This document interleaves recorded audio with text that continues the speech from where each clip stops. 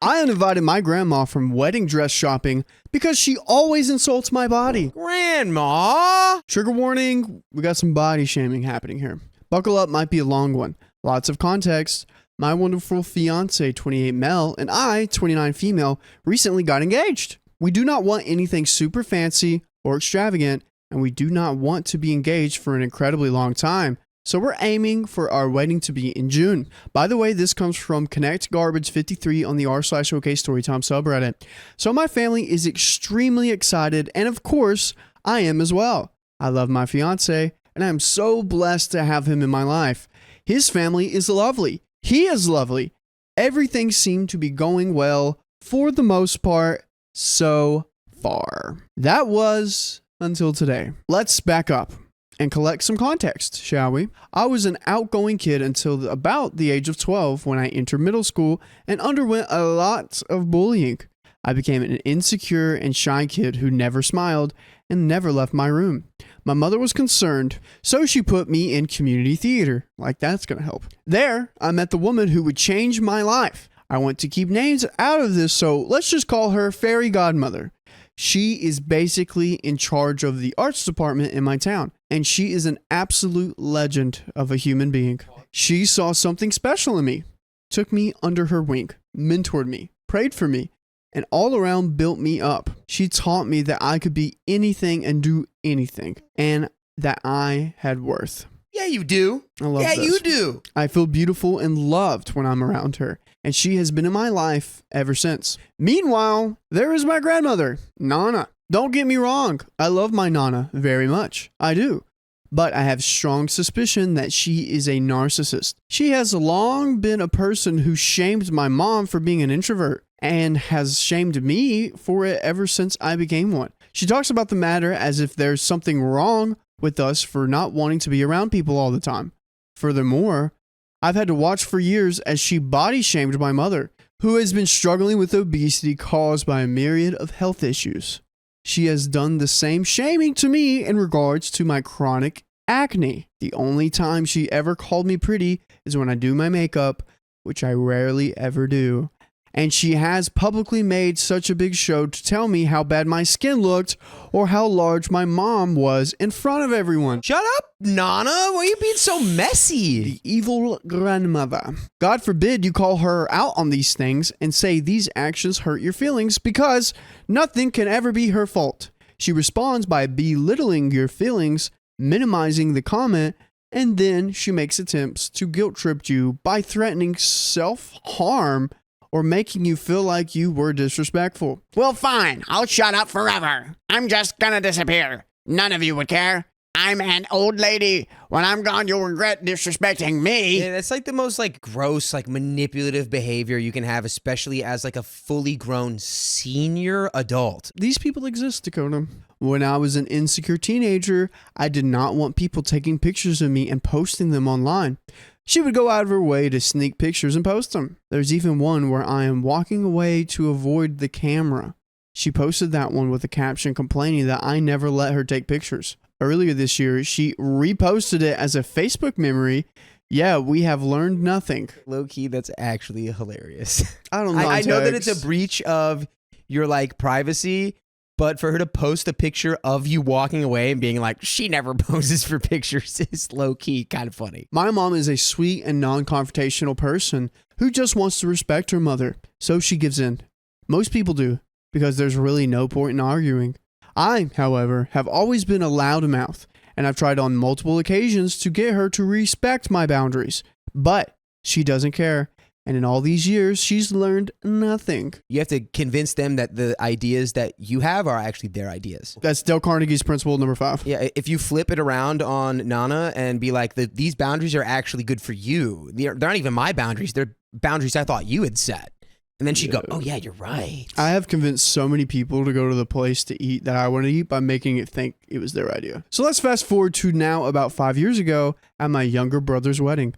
I was a bridesmaid. The bridal party had all filled up on pizza at my sister-in-law's grandparents' house as we were getting ready. I may have eaten too much and my dress may have been altered too tightly. In the car ride to the church, I laughed and felt a pop. The zipper tract had split open. This is usually an easy fix, but this was one of those small hidey zippers. For the life of me, I could not get the zipper back on track. We get to the church and my mom and Nana are outside. I tell them what happened, so they ushered me to the women's bathroom where the rest of the bridal party already was, along with some guests. A full bathroom with people waiting for stalls to open. As soon as I entered the bathroom, right in front of the sink and the mirror, without any warning, my Nana pulls my dress up in front of everyone, trying to remove it to fix it. She exposed my legs and my entire bottom to everyone who was in there, effectively humiliating me. I struggled, getting away from her, and complained. I told her I wasn't comfortable with that, and asked her why she couldn't have waited until I was in a stall. She minimized it, made some comments like, "Oh, we're all girls here," and completely dismissed how I felt. Meanwhile, I was fuming. I started to cry. I have struggled for years to feel confident in my body, so I am more private about those sort of things, you know? But what really hurts me was the complete disregard for how it made me feel. Even if she had apologized and said, "You're right, I should have waited," then I would have let it go. But she didn't. She did the same kind of minimizing and manipulation she always did, causing me to grow even more upset. Yeah, this really feels to me like the grandma is one of those people who it's just like, oh, well, because I'm the grandma, I get to do literally whatever I want. I've effectively earned a hall pass to be in charge of everyone around me because I'm the oldest, which is a ridiculous mentality. The argument grew. My mother told me to stop talking so rudely to my Nana. It was a whole scene. I never forgot that argument. Fast forward to today. I am engaged now, and lately I have been thinking a lot about who I want to be involved in planning and special events and such, particularly the wedding dress shopping. I just want a small group of the ladies in my life to be there, and I want that list to be filled with nothing but women who are going to make me feel spectacular and confident as I work to choose a dress. The list I chose is as follows: my mom, future mother-in-law, I adore her, my best girlfriend, and fairy godmother. Note the lack of Nana being on this list. Well, today at lunch, I explained this to Mom. I told her I cannot feel body positive with her there. I just can't. I'm incapable after everything that has happened. I don't even know if she would cause a big issue or say anything rude, but I'm still not comfortable being put on display in front of her, giving her opinions about how I look in a dress on any sort of platform. My mother was very upset. She teared up, saying this will break Nana's heart and she won't be around forever. And I will miss these moments. Oh, no. Nana's still coming to the wedding. Nana can still be at other functions. It's just dress shopping. It's like, oh yeah, we just went dress shopping. If she wants, come dress shopping for another dress that's not as important, because I can't have my Nana body shaming me into negativity today. That is not what today is about. Nana needs to reflect on her own behavior if she wants to figure out why she's been excluded. Facts. She told me this is a big deal for a bride and her mother and grandmother. And since I am my mom's only daughter, there will not be another chance for her to get to do this. She also said that by inviting fairy godmother, who is not blood related, instead of my Nana, I will be driving the insult even deeper, and you will always insult us if you don't join us live every weekday at 3 p.m. PST. Where do we go live, Dakota? Well, to be fair, we go live on 4 different platforms: YouTube, Facebook, TikTok, and Twitch. But we won't be mad if you miss, one every now and then, right? No, you will insult me if you don't join every single one. Well, we don't want Riley to be insulted, so make sure you pull through every weekday at 3 p.m. PST. We got a little bit left. Nana doesn't have much time. Are we inviting her or not? I bet this is like a person who lived to be 107. The haters always seem to persist the longest. I just don't like that it's, the idea that you're forced to have somebody who makes you feel bad in this specific context, like present. Like, of course, the person who's body shaming you all the time is going to make you feel bad when you go to, find a dress. And it's like, of course you want the fairy godmother who, built you up. And if Nana wants to figure out why she's not coming, look to fairy godmother as an example of a positive force from a mentor in her life. which, you know, your Nana is kind of supposed to be. But it doesn't sound like she's positive at all. It sounds like she literally has zero respect for you or your boundaries or your feelings or your experience as an individual. I concur. We had an argument about it, which ended in my mom mildly giving in with tears in her eyes. My decision has been accepted, but I obviously hate to see my mom upset, and I certainly don't want to hurt Nana. This is not a malicious or vengeful decision. This is purely based on my comfort, but I don't know. Am I wrong? It's true that I won't have my grandparents forever, and I don't want to hurt her. Should I stick to my decision, or am I the a-hole? One comment. Wow, sorry, she can't mind her manners long enough to create a happy memory with you. You have whomever you want with you as you embark on this marvelous journey. This is a time when you are meant to feel the most amazing person ever. Enjoy it and congrats. Comment 2, make your mom watch a couple of Say Yes to the Dress episodes so she can understand what you don't want at your appointment. The selfish, self-centered brat that puts the bride down. Tell her that's what your Nana is going to be and you want to feel special and find joy in the moment, not wanting to run away and cry every time you think about the appointment. Stand firm on this. Nana can go for a walk. That is so true. That's such a good advice. Yeah, this is exactly why she's not coming. You know, you could theoretically be like, all right, she can come, but she has to follow X, Y, and Z stipulations. But she's not going to do it. No. She would just railroad right through any of the boundaries that you put up.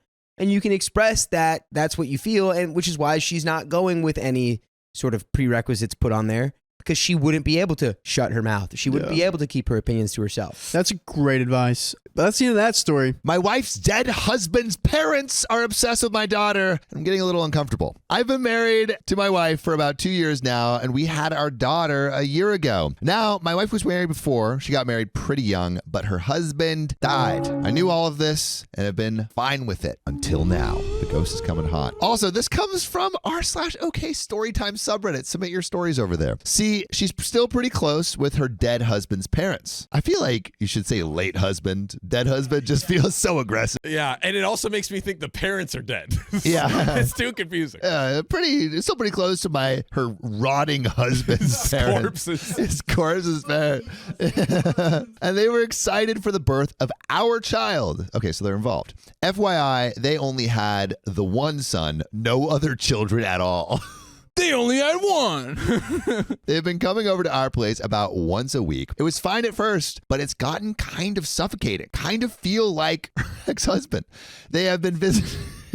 They didn't say that. They have visited us more time than either her parent or my parents. They've even stayed over our house at times. Something I wouldn't even like even if they were my own parents. Another thing, they talk about their dead son. Wait, they have a dead son too? Oh, okay, sorry. I'm dead. Oh, nice. Dude, the Gen Alpha slang. A lot, which is usually fine, but they have made some comments that made me uncomfortable. They even said my daughter kind of looks like him. Whoa. I'm not saying that means anything, but I'm also just saying it could. You know, you got together 9 months after that he died. But that's not his kid though, right? It is not allegedly. Can have some immaculate conception going on. Exactly. Yeah, ghost coming back from the dead, delivering some ghost babies. Ghost coming. Ghosts do be coming. And his mom even said, "Oh, if she's this cute, imagine how cute your kids would have been, if only." When talking to my wife.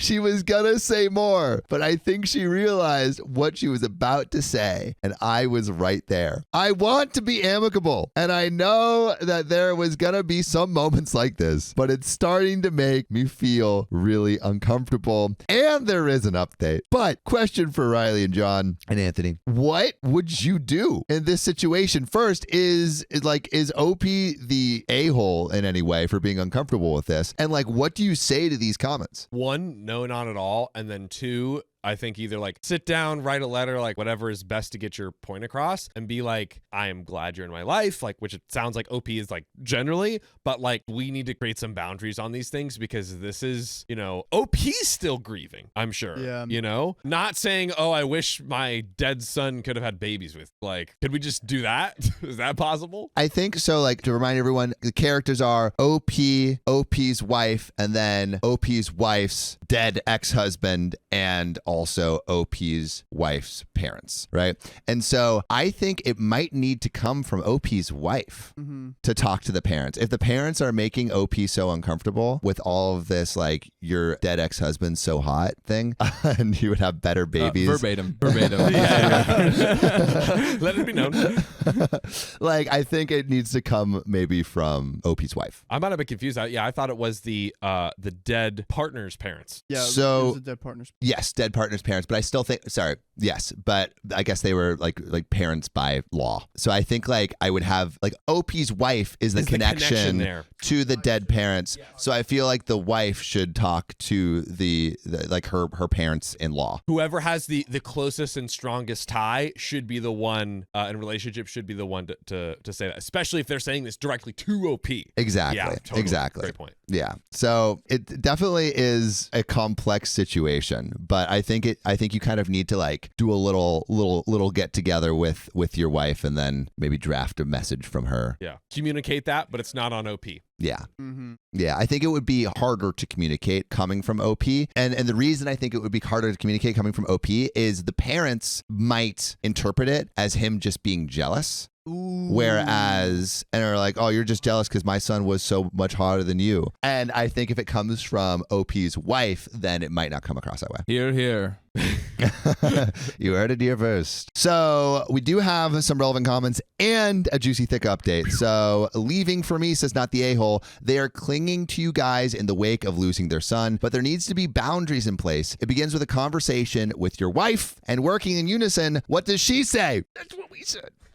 Opie says, my wife thinks it's fine. She says she sees them the same as her own parents. Which I get I get that vibe. Why are you laughing? I'm just laughing at nah. So background camp 7712 says, nah. You are understandably uncomfortable with the situation. Your wife loves these people like her own parents, which often blinds us to boundary stomping. The late husband's parents are grieving and need more therapy to help them have a healthy relationship with your wife and child. Next time you bring it up to your wife, focus on how it makes you feel and how you think that it can be detrimental to your child. Oh, nah means no a-holes here. Oh. No a-holes here. Yeah. I did read it as like nah initially. nah. Nah. Yeah. It might help you reframe the discussion to ask her to imagine how intrusive this would be if these were your in-laws. Because regardless of the relationship, they are intruding on your life, your home, and potentially your child's mental well-being. Every time your wife tells you it's okay, remind her that it's not okay with you. And don't stop reminding her until the two of you are able to come to an agreement that is workable for both of you. I say this from the POV of having seen my late sister-in-law's mother lose her mind after my sister-in-law died. She tried to take custody of the kids away from my brother. Everything about her grieving process was incredibly toxic to those around her. You are much better off here than my brother was, but that doesn't mean you have to give up your peace of mind in your own home. You're the dad, and you get to have to say in how your kid is raised, treated, and spoken to. And the judgment from all of Reddit is not the a-hole. I do think there are, like, I wouldn't say no a-holes here. I'm curious what you guys think. Yeah, I agree. I think there's like a responsibility here to, again, like we said earlier, communicate to the parents, and that's not on OP, right? Because the OP's partner is the one that has the close. And I don't think the parents are a-holes either. They're grieving, and it's not coming from a place of like hatred or like malice intent. It's just sort of like a place of sadness. They don't know what to do with the sadness. They're saying, hey, OP, our son was hotter. You suck. Verbatim. Verbatim. Yeah, I do not like this. I think one, which is actually, I don't think we've talked about a lot on the show and is kind of a good point to talk about, is like, you should obviously support and give people space for grieving. Just because someone is grieving, that doesn't mean they can, do something detrimental to you. Yeah, and I think if they're, I don't think they're intentional a-holes. Yeah. But I think they are a-holes out, like because of what they're doing. They're making OP uncomfortable in their own home.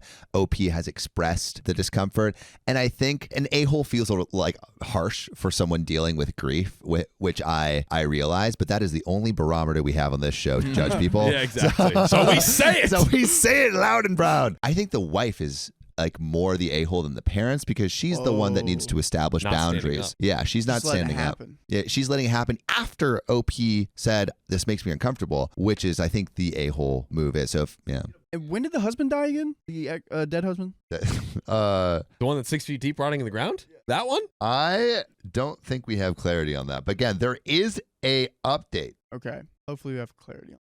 Because I'm confused if it's been like 10 years ago Yeah. and they're doing this. 10 years would be like, But if it's like 2 years, that makes sense. Also, like, I imagine it has to be a little while because she has a child with another man. Unless it was, unless. At least 9 months. Yeah. turn right around after the funeral. You meet someone at the funeral. Yeah, what is that from? Wedding Crashers. He was like, you thought weddings were good places to talk to girls, but actually funerals more emotionally raw than weddings. Don't do that. Meatloaf! Ma! That's good. What is she doing in there? 4 days later. So I had a talk with my wife about her dead husband's parents.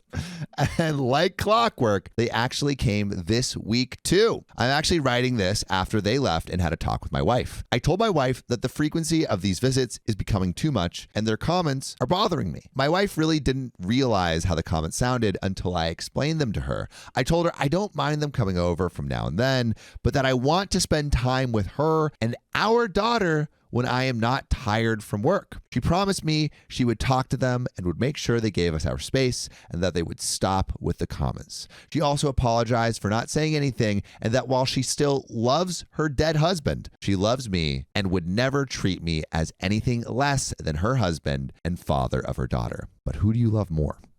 Oh my God. So yeah, I think things turned out okay. Also, I got a vent on something that kept popping up. The child is my biological daughter. Some of you can't read. And there are some relevant comments to close us out that I won't read because OP didn't respond. Ooh. Goodbye. But we can talk about it. Yeah, so what do you think? I think that the wife definitely stepped up more than in the past. And maybe it was the grief, reality distortion fields trying to, not placate, but acquiesce the parents and be kind to the parents that caused this reality distortion field. And, it seems like she understands now it's been broken down. It seems like boundaries are being established. Yeah. As long as those are upheld, I think we could be in the clear. I wonder how the parents will take it because I think OP's wife feels like she understands, but I wonder if the parents will also understand. It feels like OP's wife is like the only connection they really have to their son. It's almost like they're making pilgrimages to their son by seeing the ex-wife. Yeah, it's a vicarious. It's a vicarious relationship. Yeah. And also if they're seeing like similarities in how their son looked with the daughter, they're like, that's basically my son's daughter. It is dangerous territory. I honestly think if the boundaries are not respected vigorously, it could be an eventual no contact. Yeah, or at least situation. a distance. Or at least a distance. At least low contact. My question is that earlier he did talk to his wife about this. But how did he communicate it? Because she listened now and said something and did something. Was he communicating clearly beforehand that he was bothered by this?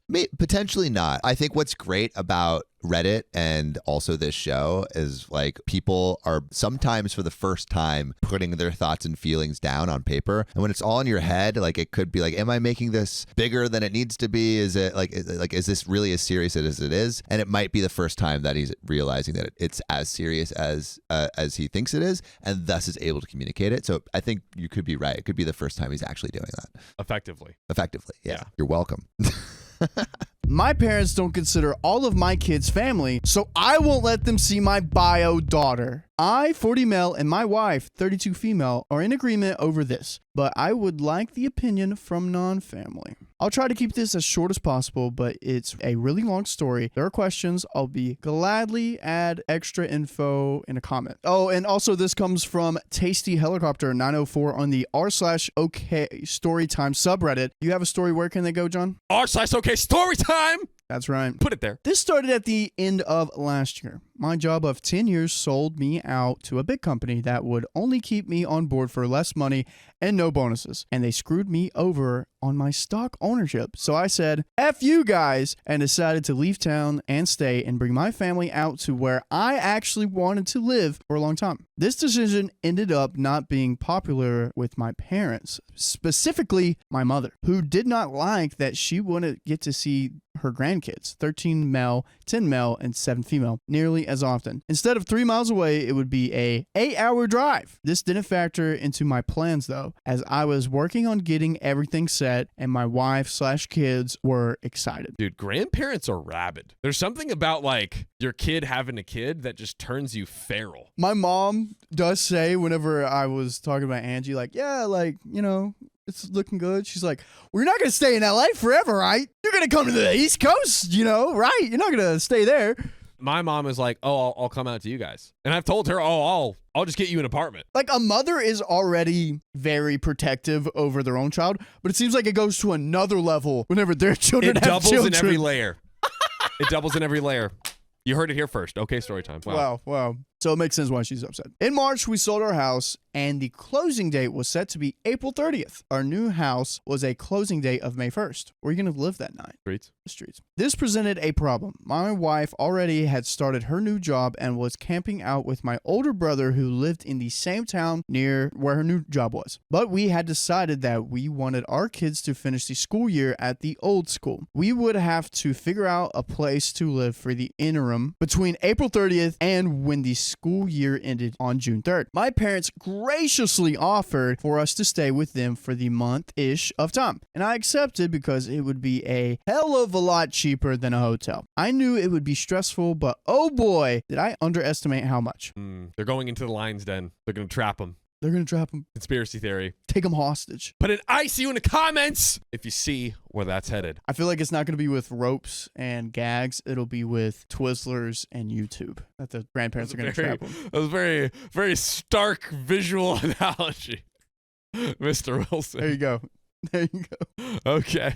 We'll see what happens. The first couple of weeks weren't too bad, but then my mom made a comment of how she was glad to see the boys weren't legally mine. The older boys are from my wife, previous marriage, only our daughter is genetically ours. I looked at her funny and asked what she was talking about. She said that it was good that we wouldn't have to be responsible for them in the summer. New custody agreement was summers with bio dad and school year with bio mom, and that I wouldn't have to worry about them. I was very confused by this because the day after I proposed to my now wife, I went and legally adopted and took responsibility for the boys, and have always been careful to treat all 3 kids equally as possible, that I was going to miss them during the summer. I explained that I had legally adopted them to her, and she responded with, well, that was a mistake. Wow. And to quickly break that down, so basically OP, he's currently watching the kids of his, I guess, ex-wife. I think it's his current wife. His current wife had a previous marriage. Sorry, his current wife had a previous Yes. marriage. Thank you. And so he's caring for these kids that he has legally adopted, but they also now have a arrangement where it's like, okay, they're going to spend the summer and school year with the bio mom and dad. So it's like, yeah, it's not going to be his No. Bio mom is OP's wife. Yep. And the bio dad is where they're going to Okay, so spend he the will summers. be watching it. Yeah. So it's like, oh, for the summers, it's not going to be your responsibility. He's like, these are my kids. Yeah.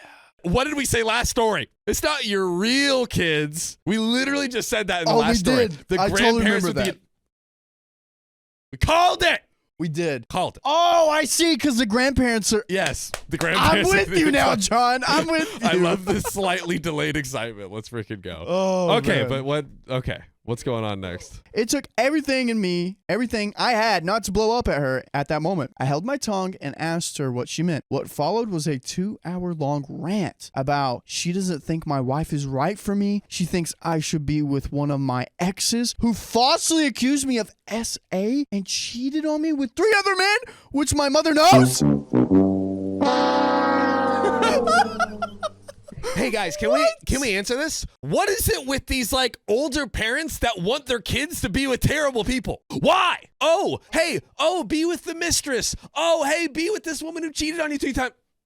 Just think it out. Come on. It'll be fun. You know, conspiracy theory. What? The ex lives in her hometown. That's why she wants her to stay. That's why he wants her to get with her. I like that. That could definitely check out. Oh, okay.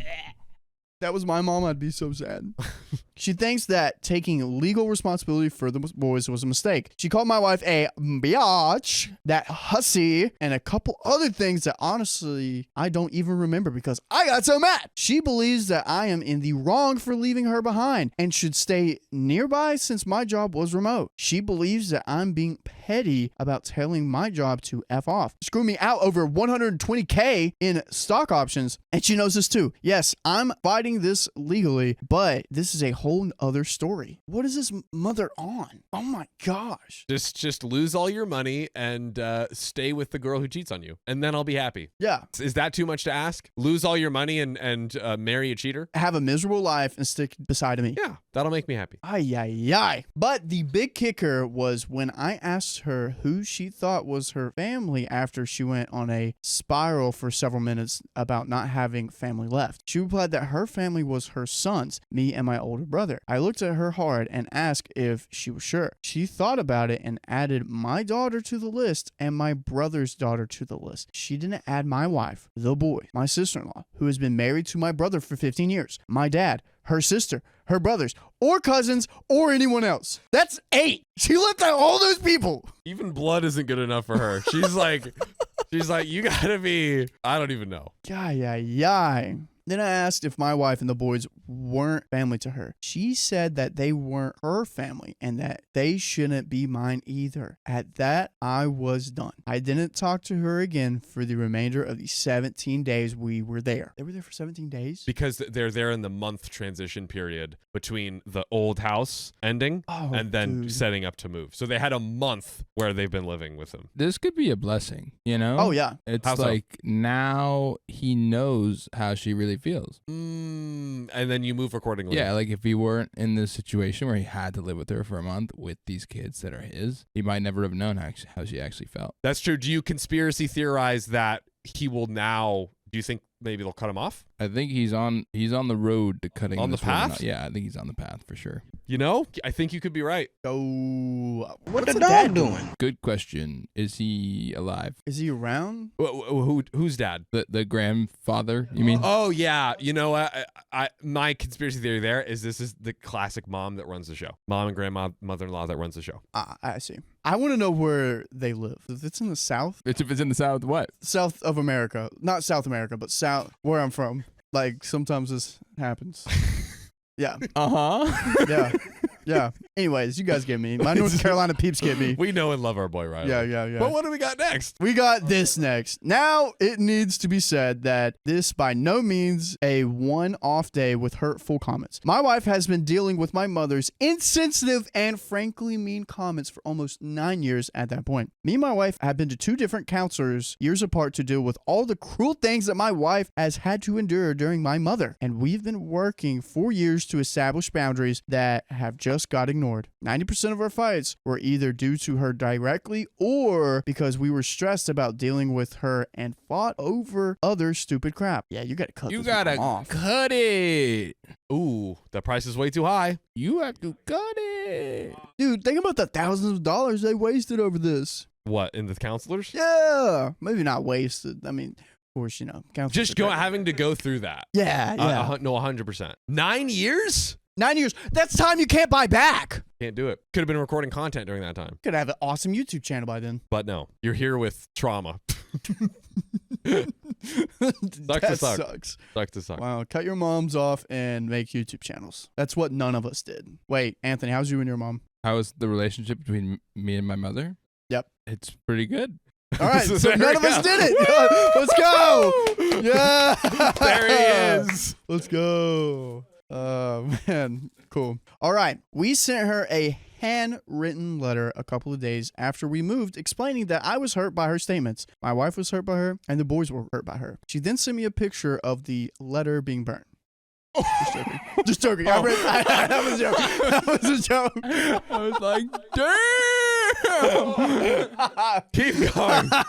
Oh my God. I asked her to apologize for the insensitive and hurtful comments. In the letter, we were very specific and said that we were not going to let them visit our house or our kids since they are apparently not her family. That may have been a wiener move, but there were many factors that brought us to that decision, and that was actually the compromise I came up with. As my wife wanted to just straight up no contact with her, that was June 3rd. I haven't heard from her until 6 days ago. She was going to be within a half hour of me for a medical procedure. So she was coming close by. She was literally like only 30 minutes drive away going to the hospital. She lives 8 hours away. They probably live near like a city or like a town center. Or maybe she chose a very specific hospital for their, you know, they got some special doctors over there that just happen to be 30 minutes away from you. Okay, that You checks can out. easily drop by if you want. And I offered to come by so we could sit down and talk about everything. After driving up to see her and my dad, she said these 3 words to me.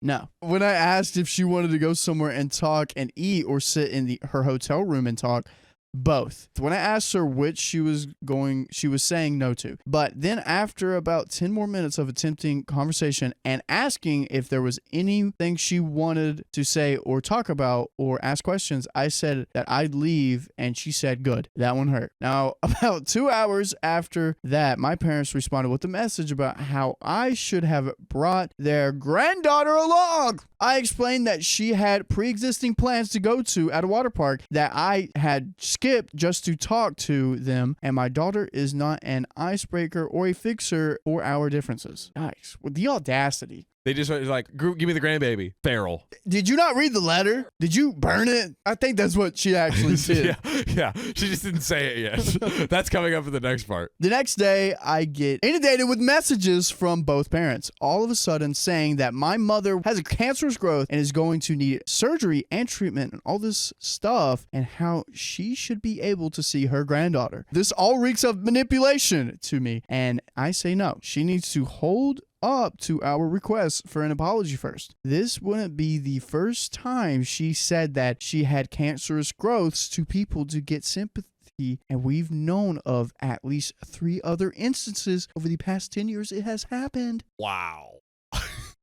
What are you thinking, Anthony?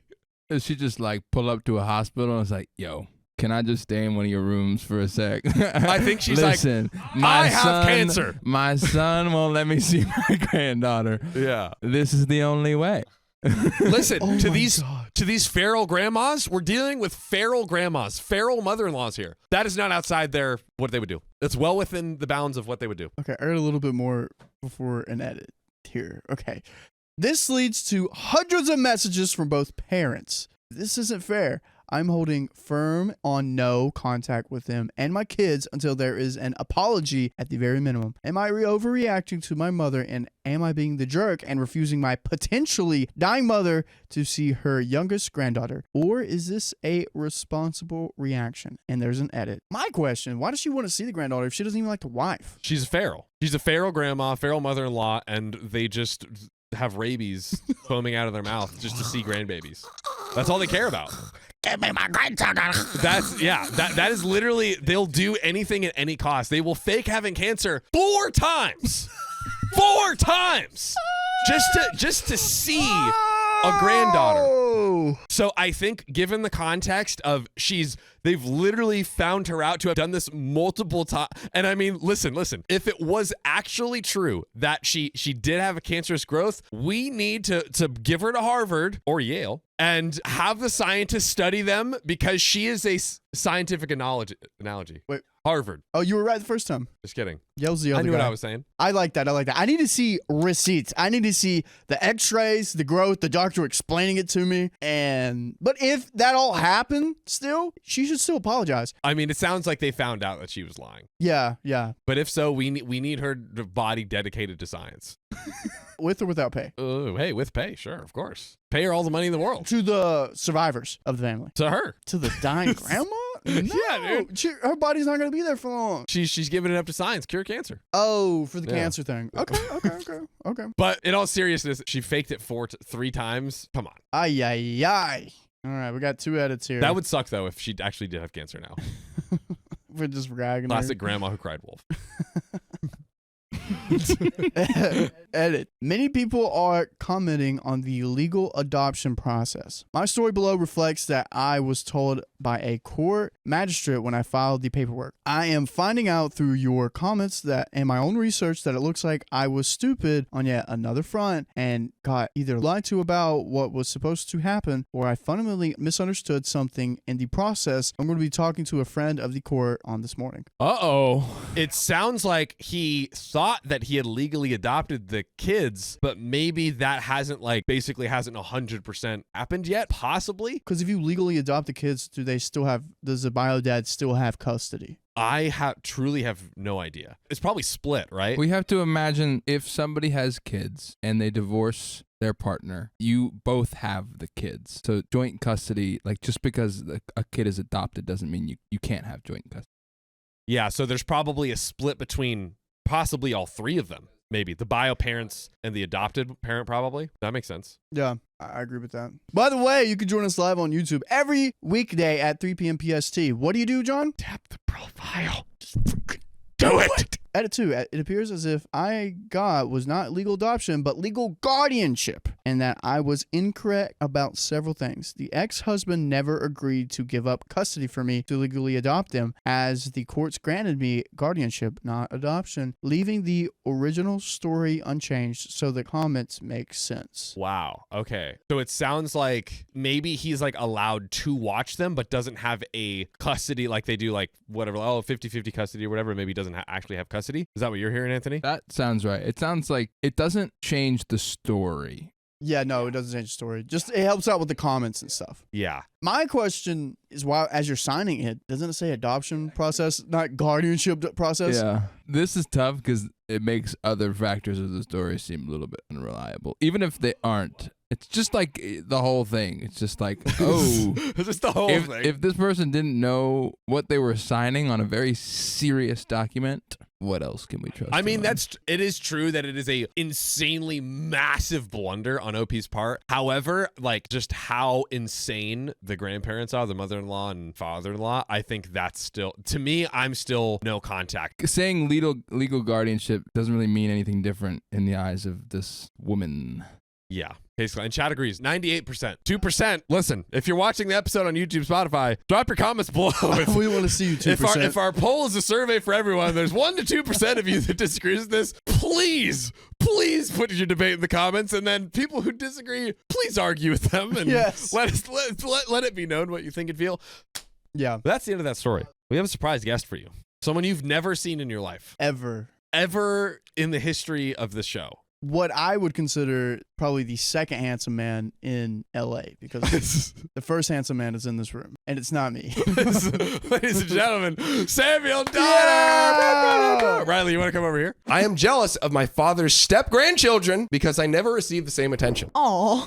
Hi, everyone. This is my very first ever Reddit post, and I thought this was the perfect group to post it in. Sorry, this turned into a rant. I, 29 female, have a strained relationship with my dad. I'm pretty sure he doesn't see it as strained, but from my side, it is. By the way, this comes from Secretly Sociable on the r/OK Storytime subreddit. So for some background, my parents divorced when I was 4 due to my dad's job. He had to move around the country in the United Kingdom a lot. My mom kept us in the same house and gave up a lot to make sure I grew up as happy as I could doing the hobbies I wanted to do, which didn't come cheap for a single mother. Due to the distance my dad lived away from me, I only saw him 3 times a year during school holidays. What also didn't help was that when I was 5, he married my my ex-stepmother, whose name is literally Karen. No! Literally married a Karen. She was born to be this terrible person. What are you doing, buddy? I loved my step-siblings. One was the same age as me, and the other was 2 years older than me. They were great. Freaking stepmother Karen, on the other hand, was not. Surprise, surprise. Surprise, surprise. She never liked me, seemed jealous of me for some reason, and went bish about my mom in front of me with my dad and forced me to call her mom. Now, safe to say, when I found out that she left my dad when I was 10, I was relieved and literally jumped up and down with joy once my dad ended the phone call. Dude, I was sad for my dad as it came out of left field for him, but as an adult, I can now see that Karen used my dad for his money. Ruh-roh. He wasn't rich, just had a really good paying job. She hung on for the family holiday to Disney World in Florida and getting qualified for her dream job, and then ditched my dad, and I lost contact with my step siblings because she probably bished and lied about my dad to my step siblings, so they refused all contact. Anyways, the upside, my dad met his current partner. Let's call her Hope. Hope came when I was 12, and they've been together ever since. I secretly wish that she had been my stepmother since I was 5 because she is awesome. Which brings me to now. I do love my dad. And I know a lot of the struggles I have with our relationship stem back to Karen and the rift that she caused, and only seeing him 3 times a year, a week at Christmas, a week at Easter, and then 2 weeks in the summer, which was enough for me because I hated going when he was with Karen. But when I was a teenager, Hope really helped my dad and I get close. Then I turned 18 years old, I headed off for university, and it was like my dad suddenly didn't know how to talk to me. The texting went back to infrequent, and I just shrugged it off because I had my mom anyways and was enjoying learning to be an adult. Yeah, when you're 18, like that's like prime, like I don't want to, I'm just being Right. I'm an adult kid, you know, Right. like I'm eating Like- pizza with my friends. Yeah, and exactly. drinking boba. Making your own decisions to act like a child. Right. Very quick side story. Yeah. I moved from Florida to here when I was 17, 18, and I'd Nice. never heard of boba, and I got flamed. Really? They're like, you don't know what boba is? Wow. Freaking They idiot. exiled you? They exiled me. Dang. That was my 18 becoming an adult. story. Wow. I was drinking boba instead of talking to my parents. Yeah. That sounds great. I don't even like boba, really. Really? Yeah. And I was spending my student loans on pizza and books and eating as much pasta meals as I wanted. At this time, Hope's children started to have kids. I like her kids, just not close because they're 6 to 8 years older than me. And I get when my dad and Hope got together, they didn't want to hang out with this random 12-year-old that would just occasionally show up. And now they've got growing daughters and I'm still single. Still living at home with my mom. Poor mom. I left home twice for university and then came back. Anyways, over the past few years, I've gotten jealous of the girls because it feels like my dad is getting a do-over at raising me. Lock in. I see what's gonna put an ICU in the chat. He never came to my school sports days or swimming competitions. I used to compete for the local team or come to any of the school shows that I acted in, even though I would tell him via text, and I know my mom wouldn't have been against it because she didn't want me to miss out on a relationship with my dad. She even said she hated Karen, but she likes Hope for my dad and me. Recently, one of the girls is competing in swimming, and I have to say she is much better than me. Ooh, that makes it hurt even more. She won all the medals I never could. Right. And I would love her to make a professional go of it, as that is what she dreams of. She's 9 years old right now. Aw. Last time I visited my dad, he took me to the younger one's school sports day, taking videos and photos like the proud granddad. And 2 days later, we went to the 9-year-old swim meet. He kept talking about how well she was doing, how the team was thinking of her to compete in the next age bracket because she was getting so good. Wow. I was just sitting there getting angrier and angrier because he never came to anything with me. I think he knew something was up because he shyly asked me how well I did in swimming after I curtly explained how they'd run the competition from my own experience. And I curtly replied that over the few years I swam, I got a couple of bronze medals, a few silvers, and 8 gold medals. But that was the end of that. Opie says, my mom once recorded a horse riding lesson where I was doing big jumps for me to show to my dad. He never watched it. No. Can't watch a video. Oh. And I know he loves me. I even got an apology text after my university graduation, and he said how brilliantly my mom did in raising me.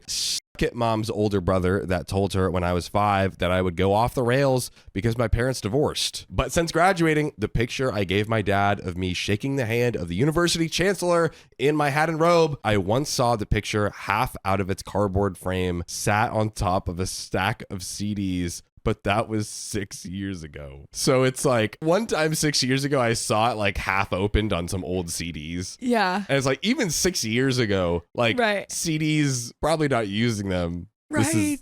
Not even framed or not even anything. framed. Half, like it's almost like even worse that it's like half opened. Yeah. Because at least if it was unopened, there's like plausible deniability. Oh, maybe he like didn't know what it was or he forgot Sure. to open it. But it's like he half opened it. He's like, no, I'm good. And just Yeah. like kept going. Oh my gosh. He went back to his CD collection. So now there's not a single picture of me up at my dad's house. Aww. There used to be a picture of me and my dad when I was 2 years old, and one of me when I was at school leavers dance/prom, but they have gone as well. But there are pictures of the grandkids everywhere. I've got an undergrad degree and a master's, and my dad has only ever said he was proud of me at both graduations. Not when I got my job, not when I was in school passing my GCSEs and A levels. By the way, if you want to score a perfect score, you can always tap our profile to join our lives every weekday at 3 p.m. PST. We're live on YouTube. We're live on Facebook. Probably live right now. So Yeah. tap the profile. Get on in here. Tap it. But there is more to the story. What do you think Opie should do here? Does she do nothing? Does she like confront the dad? Like what do you think is the best approach? I don't Karen even Woodford. know because it's like Yeah. as OP, I would want to say so much to my dad Yeah. and say like, you know, like this is just really frustrating that like it's hard to watch that like, you know, you were not this perfect dad to me and it's great that you're being this perfect dad to her, but also like what the heck, you know? Yeah. But it's also like there's nothing to do about it at this point too because it's like it's already been done. Yeah. So and like I guess he's getting better for this new person, but it's like it's just like so unfair. This might sound like it's excusing him, but it's not. I think he might be just a complete idiot and not Yeah. like putting 2 and 2 together fully in his brain. It seemed like he did a bit at the swim meet, or he's just so ashamed of himself Yeah. that he doesn't even want to like almost like mentioning it is like acknowledging Right. like what he's done. I think that it feels like it's weighing so heavily on OP's heart. Like I think Yeah. OP deserves to be able to just like kind of sit him down and be like, hey, look, am I glad you're an active like granddad? Yeah, of course. Like, you know, Right. the kids deserve that. Right. But like you being like so active and it's kind of like in my face, especially like the swim meets, like I had swim meets, you Yeah. never even basically just kind of like read this post to him, honestly. Yeah. And then just like let him freaking stew in it. Right. You're probably right about that. Like, you know, it could be the thing where it's like he's good now because he understands how much he messed up. Yeah. You know what I mean? Maybe he's just stupid or he's just, I don't know. I don't know what happened, but obviously there was a change that doesn't just like randomly happen. So maybe you could just talk to him and be like, hey, like, I just want to like see how you feel about this because Yeah. I just want to communicate how I feel really bad. Maybe there's something that they can do to kind of make up some of that time together or something. Yeah, I think it'll bring them closer together. Yeah. And it's kind of like, it almost feels like this is maybe not the best way to frame it, but like Mm-hmm. letting him off the hook. Mm. And I think that he does need to understand the gravity of his actions. Yeah, he needs to be confronted by it a little bit Yeah. instead of like avoiding it, which he probably is. That's what I'm thinking. Yeah, I wonder if it will happen after an update. Funny you say that because we got one. No way! So, I'm asking if I am the a-hole because of how jealous I am of a 9-year-old and a 7-year-old for being annoyed at my dad and wanting to say something petty in revenge at my dad, but I am an extrovert. And while I may daydream about confronting my dad, I just don't have it in me. So if anyone has any good comments that hopefully won't lead to an argument, please let me know. Again, just to quickly cap that, Yeah. I think again, like honestly, maybe just send this post to him. Yeah. If it's, I know it can be hard to confront, but it's like, hey, listen, I've been going through some things with Right. everything you've been doing with the kids. If you care about me, read this and Right. call me. Yes. So that's it. I agree. All right. That's all. My grandfather married his mistress where my grandmother was buried. Hey, 2-for-1 deal. The combo piece? Pops is ruthless. I, 31 female, was always very close with my grandma. She taught me things like how to knit. She loved teaching me how to cook, and when we did family walks in the huge local park, she would take us to get lost in the woods. because she knew how much my brother and I loved adventures. By the way, this comes from user farthought7412 on the r/OK Storytime subreddit. So, my grandfather always had a parade of mistresses when my dad and his brother were growing up, and because my grandmother was traditional and didn't believe in divorce, she got stuck with these women being practically waved in her face. So she was in an open marriage before it was cool. Yeah, she was in an open marriage, but only for pops. Sadly, until the very end, she loved my granddad dearly. Myself growing up, from since I can remember, the latest mistress, who we'll call X. Important to note that X was 30 plus years younger than him. Grandpa knows what he wants. My grandma sadly developed Alzheimer's, which meant that my granddad was even less discreet, parading X around to the point where he would invite her to meals we went to, where my poor grandma was present. The worst one being where my mother was also present, and the dynamic was granddad flirting with my mother while X gave him daggers? My grandma not really understanding what was going on, and me just wanting the ground to swallow me up. Almost 10 years ago, my grandma's health declined, and I would go and visit her at the nursing home and take care of her each day. My granddad would visit her and bring X along with him, which I found insulting, but boy, had I seen nothing yet. Sadly, my grandmother passed, but we had a beautiful cremation service followed by a wake at a fancy hotel. Some drama was caused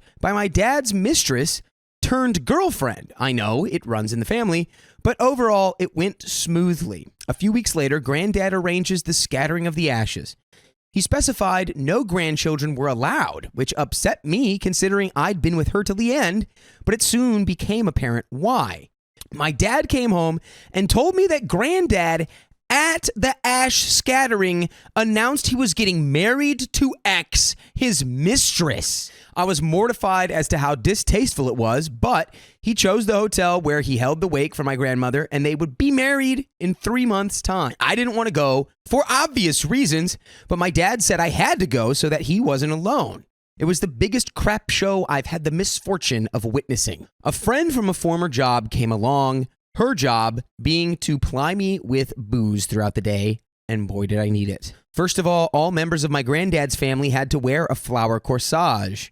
I usually think they're cute, but I didn't want to be associated with this crap show. The ceremony itself was okay.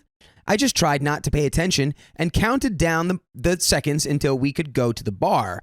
But afterwards, my friend whispered to me, I especially enjoyed the part of the vows where they said, with the exception of all others. For the drinks reception, I had to endure my granddad's pretentious friends coming to me to tell me how lovely it must be to see my granddad getting married. And according to my friend, I had a fixed cereal spiller smile whilst she would run to the bar and swiftly press drinks in my hand. So she's just saying like, yeah, it's great. Everything's great. We all had the meal and then the speeches. Oh God, the speeches. I had never wanted to crawl under a rock so badly. First, there was the best man speech where he told the story of first meeting Granddad and X, telling everyone, quote, it soon became clear what the arrangement was, with a wink to the audience. My gosh. And ended with a joke about my grandmother being a frigid cow. Dude, take him to the sun with you, man. Nah, not even the sun. Black hole. Black hole? X's speech was sentimental bollocks about finding love, which is all well and good, but he was married to my grandma at the time. Her brother made a speech about how Granddad used to wait for X on the drive in his expensive car, again, whilst married to my grandma. So this guy has a lot of money. This guy's got money. He's probably got looks. He's probably got swag.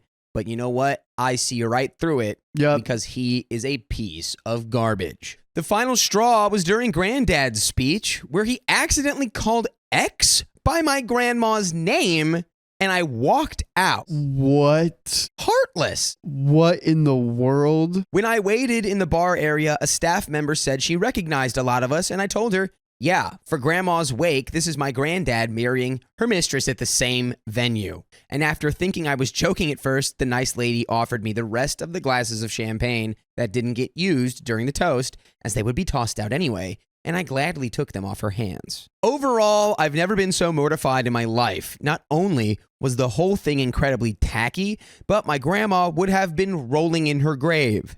My uncle managed to escape this circus living abroad, but when he came to visit, they brought out a slice of wedding cake. They saved it. English wedding cake keeps for months. And he later told me that when he left, he tossed it out of his car window as he drove off, hoping they saw him do it. To add to the tackiness, when Granddad passed, he left X a statue of a nudie lady he had actually bought for my grandma. And when we asked why, it came out that he bought it for grandma because it reminded him of X, and also to remind my grandma that X was in the picture. What is wrong with this guy? Is sent from the devil himself. Like, I know they said in the story that grandma didn't believe in divorce. Him getting back at her for not divorcing him. Did he, like, want a divorce? And she was like, I won't do it. So he's like, all right, I guess I'm just going to parade a mistress around you until you are no longer one with this mortal plane. That's what it sounds like. What a mess of a situation. That hurts my brain. Sadly, all this crap runs in the family, as my dad also has a few mistresses. Well, the apple doesn't fall far from the tree. Oh my gosh. Luckily, I was mostly kept from all that as my mom divorced him when she found out. I have a wonderful boyfriend who luckily hasn't run a mile given my insane family story, and we plan on getting married. The family joke is that we should marry at the same hotel as the one used for Grandma's wake and then Granddad's wedding, as we might get a family discount on the third event. But I think I have too much PTSD associated with the place. Hope you all enjoyed my family wedding drama story, and hopefully this gets read. And we do have an update. We have an update? I hope the update is that you did get married there and they gave you the whole thing for free. I think it's going to talk about the inheritance and how X got most of it. Oh, yeah, that's actually such a good point. Who's getting the nice car? Who's getting all the assets? And the dad's going to be mad because he was like, I'm your son. Why didn't you give me this? Well, let's get into it. To add to this whole dumpster fire, when my granddad passed, he asked for half of his ashes to be scattered where my grandma was scattered and half in the place he used to take his mistress for dirty weekend trips. Dude, I'd scatter his ashes in the still water. I'd scatter his ashes in a stagnant pond. Where the mosquitoes are breeding. Where the scum is, because he'd be right at home there. Oh my gosh. And we have a second update. Thank you for all of the comments. For those asking, X is still in the family picture.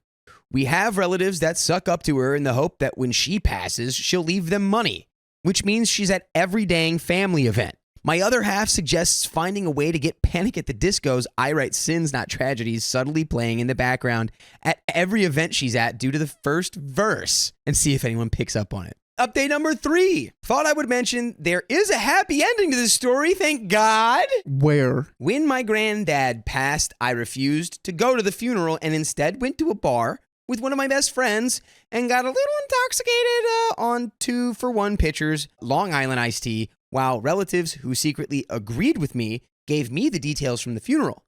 Like the celebrant saying what a wonderful family man my granddad was, and my uncle turning to my dad and whispering, quote, I think we've turned up at the wrong funeral. However, other family members kept trying to pressure me to go and gave me grief afterwards for not going. So my male best friend at the time invited me for a week to stay with him on the other side of the country. We had liked each other for a while, but never acted on it because, ew, we're like best friends. That'd be weird. But I needed an escape and gladly took him up on it. From that week, we ended up being a couple, decided on the last day of my stay, and since then, we've been together for just over a year and a half. Oh, congrats. We plan on start making marriage preparations once our finances are better. Congratulations. Is that a little silver lining? Yes. You know, whenever my grandfather died, he had like a few wives. It brought together my long lost cousins, and we have had a great relationship ever since. Yeah.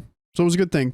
Sometimes, you know, it's always nice when there's a silver lining. While karma didn't get my granddad because of his crappy actions leading to me not wanting to go to the funeral and leading me to go hide out with my best friend, now turned boyfriend, it led me to find my soulmate. So I guess everything happens for a reason. I love him dearly and he loves me, and he helps me to see my self-worth and treats me as an equal in the relationship, which is something I sadly never saw growing up, witnessing my granddad and his mistress and my dad with his mistress.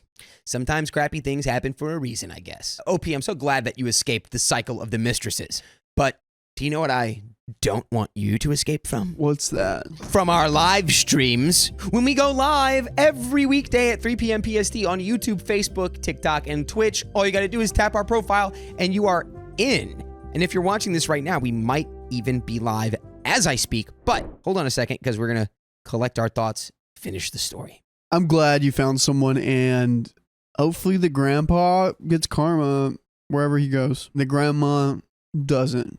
In a way, you know, his karma was losing out on whatever sort of beautiful relationship he could have had with his grandchildren by prioritizing his mistress over his own wife. That's true. I really want to emphasize that it's great that OP, after growing up in an environment where all of these men were just sort of trash. She wasn't attracted to that. Yeah, that you found yourself with a great guy who's got a good head on his shoulders and supports you fully. And that's a beautiful thing. So let's see. I wonder if this ends with them getting married. I think so. I showed this post to a few of my friends, and they said I should also add in the drama of my dad's mistress turned girlfriend at grandma's cremation. I'll keep it short, but long story short, she called up the business number of my granddad's company to invite herself to the funeral and cremation, even though she barely knew my grandma. She came up to my mom at the house. We went to the grandparents' house beforehand, before the funeral and wake, and wrapped her in an uncomfortable and unescapable hug, telling her how sorry she was for her loss, while my mom mouthed at me, "What the F?" But my mom, being classy, aside being very confused and feeling a little violated that her ex-husband's mistress from the time they were married was pulling her into uncomfortable hugs, acted like a classy lady and ignored it. What can I say? A lot of my family belong in the dumpster fire. Oh my gosh. And that is the end of that story. You can say that again, OP. Dumpster fire. I mean, the men in that family are truly trash, stinky garbage men. I feel like my grandmother hates me. She keeps mistreating me. What you doing, Grandma? My life is literally drama all around at this point in time that this situation occurred. I had drama at school, which I've also posted more about on Reddit.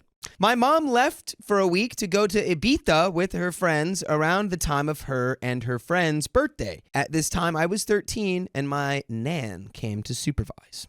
By the way, this comes from user DeerHuntress15 on the r/OK Storytime subreddit. So, before she left, my mom gave my nan a 20-pound note for some blankets she bought us, which my nan gave back because my mom realized she needed it for a taxi. My mom sent her the money through her phone. Remember this information. My mom left on Thursday, and on Friday, I paid for some KFC. My nan, at the time I didn't know my mom didn't know this, invited my aunt to bring her kids who live in Birmingham to stay for a week. My aunt also didn't know that her sister didn't know about this. They were coming on Saturday, so I saved enough chicken for both of them to have for lunch. A little information, my nan has obvious favorites, and that favorite is obviously Cousin 1. She doesn't really bother with Cousin 2, who at the time was 3 years old. Cousin 2 is very smart for her young age. At 3, she was reading and writing properly like I did when I was young. She is also very specific with what she eats. This is important. I woke up around 9 in the morning, and when I went to the living room, my cousins had already been dropped off and my aunt had left. The first thing I notice is that Cousin 1 is eating a plate full of chicken, and Cousin 2 has a pathetic looking sandwich in front of her that she's obviously not going to eat. Before I can say anything, my nan is accusing me of stealing her money, and me, having just woken up, was confused and didn't even know what she was talking about. It clicked after a second what money she was talking about, and I told her that I didn't. She insisted I did and threatened to call my mom about it, and I told her, go ahead. My head was too foggy to argue. I then left and went into the kitchen to get the chicken that I'd saved for Cousin 2. The chicken was gone. I went back into the living room and waited for my nan to finish the call with my mom that she put on speaker to prove her point. My mom reminded her about what happened with the money and hangs up. My nan didn't even apologize, but I didn't care about that. I asked her what happened to the chicken that I set aside for Cousin 2, to which she said that she gave it all to Cousin 1. She says that she thought it was all for Cousin 1, acting like she hadn't been there when I asked my aunt what cut of chicken Cousin 2 ate. And she didn't even ask before giving away the food I bought. I then asked why she gave Cousin 2 the depressing sandwich that she wouldn't have eaten anyway and not some chicken. She ignored my question and then stated that that's how Cousin 2 always takes her sandwich, even though she has never eaten her sandwich like that. Then, at lunch, when Cousin 2 still hadn't even eaten, my nan tried to force feed her noodles that she clearly didn't want, and then when I told her to stop, she threw a hissy fit, befitting of a toddler, and told me to deal with her. I then asked my cousin what she wanted to eat. She asked for cereal because she still hadn't eaten breakfast, so I made her a bowl of cereal, which she ate by herself. It's just like, Grandma, what does what does the little baby want? She'll eat the noodles and I will force them down her gullet. When she's saying no. Or like No, crying. the noodle chooses you. You do not choose the noodle. The black hole chooses you. She then invited my uncle over. My mom didn't even know about this until I told her. And we all went on a hike. When we came back, cousin one started being sick. And instead of getting her a rubbish bag, my nan let her barf on my brand new onesie and then threw it away. Your grandma just sounds incapable of caring for people. I think grandma just hates everyone but cousin one. It's probably not good for cousin one to devour an entire mountain of KFC chicken. Anyway, after everyone left, my cousin felt better, and instead of giving her real food, my nan gives her cookies and lets her stay up until 1 in the morning. Congrats, you threw up, cousin number one. Here's a cookie. Here's a cookie and That'll no make you feel bedtime. better. Yeah. And she had to go at me when I'm trying to do my coursework at 11. The next day, I decided to make a big dinner because my other cousins were coming over for dinner. When I'm making dinner and also doing my school washing, my nan decides to come in with a dirty rag and complains to me about how it was dirty.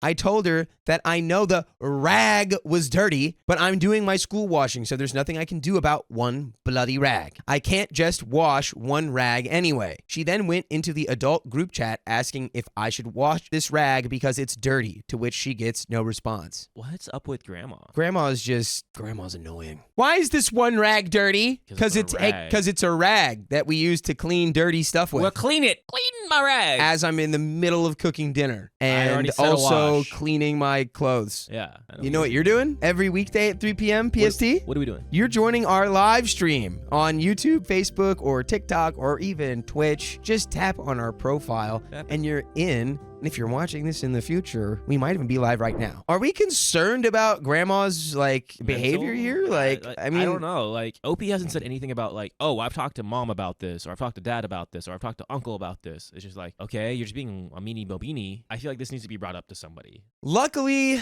Nan left on Tuesday because my mom came back. I obviously told my mom what happened while she was away. Ah, there we go. One of the first things she does is go and get the blankets so she can give me mine so I can wash it and put it on my bed. She realized that my blanket wasn't there. All the other blankets were there but mine. So to this day, 3 years later, we think my Nan gave my blanket to my uncle because she gave him a bag full of stuff. We also think she gave away these expensive chocolates that we had bought for ourselves, as well as some unimportant stuff. So yeah, mom told me my Nan would never watch me when she goes away again. But my question after all this and so much more, am I the a-hole for saying my grandma hates me? I don't think she hates you. I think your grandma is just not realizing what she's doing. It seems like a sour apple. I don't think she hates you because that's a strong word. She just sounds curmudgeon-y. Yeah, that's the word. Yeah, I don't think she has a sour apple. hate in her heart. It's just who she is, You're unfortunately. Okay, thanks for not asking me anything. That was fun. Let's never do that again. But I wouldn't say you're the a-hole for that. I'd say you're more like... I mean, you talk to your mom. Clearly, who the grandma really hates is cousin 2.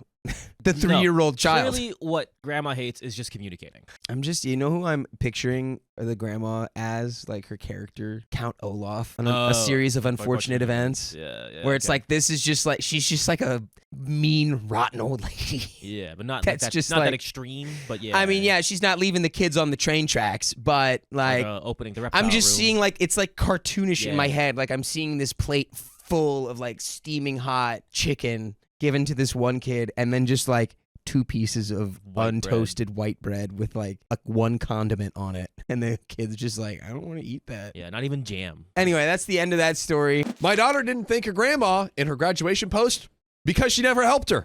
No thanks to you. My mother-in-law favors her youngest child and her children. That is fact, and there are a million examples of this as my kids grew up. But since it never bothered my husband, and since I have a big enough village, I have never said anything about it. By the way, this comes from Miserable Foundant 9478 on the r/OK Storytime subreddit. So when my kids started to notice the blatant favoritism, I told them that Granny loves all of her grands the same, but that Josh and Steffi need her attention more, and they never really question things. things. Since they didn't seem to be deeply bothered, I let it ride. When Josh, sister-in-law's oldest child, graduated high school, his grandmother bought him a nice car. It was used, but it was a very good brand with low mileage. They spent around $12,000 on it. Ooh. I was really happy for Joshy. He was a good kid, and since he went straight to the workforce, he needed a vehicle. I knew my kids would not get the same kind of gift at their graduation, and I know my husband and kids didn't expect it either. There was no jealousy since this kind of thing was par for the course. Fast forward to my oldest's graduation from high school. She was accepted into her dream school with scholarships, but after budgeting out everything, she realized that we might have a shortfall of about $2,000 for the first year. She did not want to ask my husband and I because she felt that between the college fund and having to prepare for her sister's graduation and possible college, she did not want to overburden us. She told us that she really wanted to figure it out on her own. She applied for a loan but needed a co-signer. My husband and I are very overextended and we could not get approved as co-signers. So, who do we have left to turn to? She went to her grandmother, evil granny, and asked if she could be the co-signer instead of giving her a graduation gift or any birthday/Christmas gifts that year. She explained that she would definitely pay the loan since it was a relatively small amount and her grandmother would not have to worry about her defaulting. She's a super responsible kid who has always been a hard worker. Her grandmother told her that she could not co-sign. She explained that she was already a co-signer on her youngest daughter's car lease and she didn't want the responsibility in case something happened and my daughter couldn't pay for it. My husband told his mom that he would pay it if Lena wasn't able to, but his mom just wasn't comfortable with that and that maybe Lena should stay home and work till she has enough money from school or go to a different school. Oh my gosh. No big deal. Come on. What? Lena went to one of our close family friends who immediately co-signed for her. That is so sweet and beautiful. No questions asked. All is good. Lena graduated early, did a 5+1 program for her advanced degree, and got a really impressive job after graduation. My friends have a pretty large property near where my daughter went to college, and they hosted a big celebration, but space was somewhat limited because they only had a certain number of accommodations available. Lena made her list, and my mother-in-law was not on the invite list. My husband convinced her that this would be problematic. Lena argued that Granny probably wouldn't want to go since she never came to any of her other events. But my husband convinced her to include his mother. Well, mother-in-law said she couldn't make the drive out to the college for the graduation or celebration because she doesn't like to drive too far, and my husband's younger sister couldn't make it. My husband offered to pick her up and she declined by saying long car rides aren't her thing. Side note, she had just gone on vacation a month prior to a spot a little farther than where we are going by car with sister-in-law and her kids. It was fine. Lena obviously didn't care and kind of gave her dad the told you grin. So after the celebrations, Lena posted to her social media with a ton of pics and called out various friends and family by name. My mother-in-law was not included in the shout-outs because she wasn't there. This was literally months ago, back in May. Okay. And I think we're building up to something big. Oh, Grandma found an Internet Explorer and logged on to Facebook. Yeah, right? I just got an America Online account. Come on, dude. Sister-in-law recently showed mother-in-law the post, and mother-in-law called husband to ask if Lena was dense or trying to be hurtful since she named my parents, but not mother-in-law. My husband doesn't do any kind of social media, so he was clueless and put her on speakerphone to ask me. Mother-in-law said she was very hurt that Lena seemingly went out of her way to exclude her when she talked about her amazing family and even included people who are not blood relatives, but not her. Well, she said it was rude and mean-spirited, and I told her that Len was probably just thinking about the folks who made it to her party. Yeah, that makes sense. It literally That makes only so much makes sense. sense. Let me thank someone from the party for being at the party. She points out that she also included some folks who weren't there and excluded her, and excluding her seemed deliberate. I know my kid. She is not going to actively try to hurt anyone. It's not in her nature. So I said, honestly, I don't think she was trying to upset you. I don't think she thought of you at all. And really, why would she? You haven't gone to a single competition, game, graduation, concert, awards ceremony, and you even copped out on her birthday parties many times over the years. What she's supposed to do, Granny? Mother-in-law started to get upset. Husband took the phone and I went back to business. Afterwards, my husband came up to me and told me that while he agrees that Len wasn't trying to be disrespectful, I was intentionally hurtful and owe his mother an apology for my rudeness and dismissiveness of her part in the lives of my kids. Kind of sounds like she was just spitting backs. Yeah, dude, that's just the truth. It kind of sounds like maybe you should have asked your mother why she is neglecting your children. Yeah. I told him that it's a freaking social media post. It's on a platform that mother-in-law doesn't even have, and I think she was out of pocket for insinuating that my child was being rude or wrong for not including her when she spent decades treating our kids like they were less important than her other grandkids. He said he gets it, but I chose not to push for involvement or fairness for all these years. It's unfair to unload now. I did confirm with Len that it wasn't a deliberate slight. She was being mushy and speaking from the heart and trying to be extra for some folks who have really helped her. She took the post down and reposted some photos without the shout outs. Also, she did send mother-in-law a thank you card with a heartfelt note for her gift when she did her thank you cards last month. She also called and let Granny know that it wasn't meant to be exclusionary and she is sorry that she was upset by it. Granny thanked her for clarifying, but has been pretty cold with my husband and I since I snapped. She usually has family supper every Sunday, but she canceled last week and called to tell us that she's not doing it this week either. Husband asked if she wanted to come over to our house and we'd host it, but she said she can't. Why can't you take anything? Can't do it. I can't drive. I can't eat. I can't walk. I can't talk. I can't co-sign loans. I can't do anything. Can't take criticism. I can't take criticism. I can't do any of it. Ah. Am I the a-hole? Should I apologize for getting snappy when I've actively made the decision to let the favoritism slide forever? I honestly don't want to apologize because I spoke only the truth, but I also know that I'm sometimes just stubborn for the sake of being stubborn. We have an update, so don't go anywhere. I honestly think that like OP should be like, hey, you know what? I won't go and mess with your mom anymore. It's your turn. You're my husband. You should be standing up for me, your wife. You should be standing up for your daughters. You should be the man of the house. The granny's a real a-hole, but the husband's like... Nah, the husband's just trying to keep the peace. I don't think he really means anything. He's by not it. the bigger a-hole. No. But is he an a-hole? I think, yes. At a bare minimum, Yeah. I think you need to say, hey, maybe I can't change you, but the way that you treat my wife and children is not okay. Update, kind of. I showed my husband this post. He wanted me to note that he did not exactly tell me to apologize. I asked him if I should apologize. He doesn't care one way or the other, but said if I value my relationship with his mom, then I should probably apologize because I intended to be disrespectful. He also said he doesn't care one way or the other and would be fine if we never go over to his mother's again. He also said he can acknowledge that he was an a-hole for not sticking up for Len in that moment. He read the post and saw a few comments about being divorced, and he's like, I gotta switch take it some up. stuff back. I gotta switch it up. By the way, if you don't want us to divorce you, you need to tap my profile right now. Join the live every weekday at 3 p.m. PST, or so help me God. So help me. He will crawl through the screen. I'll help you. No, I'm doing this alone. Okay.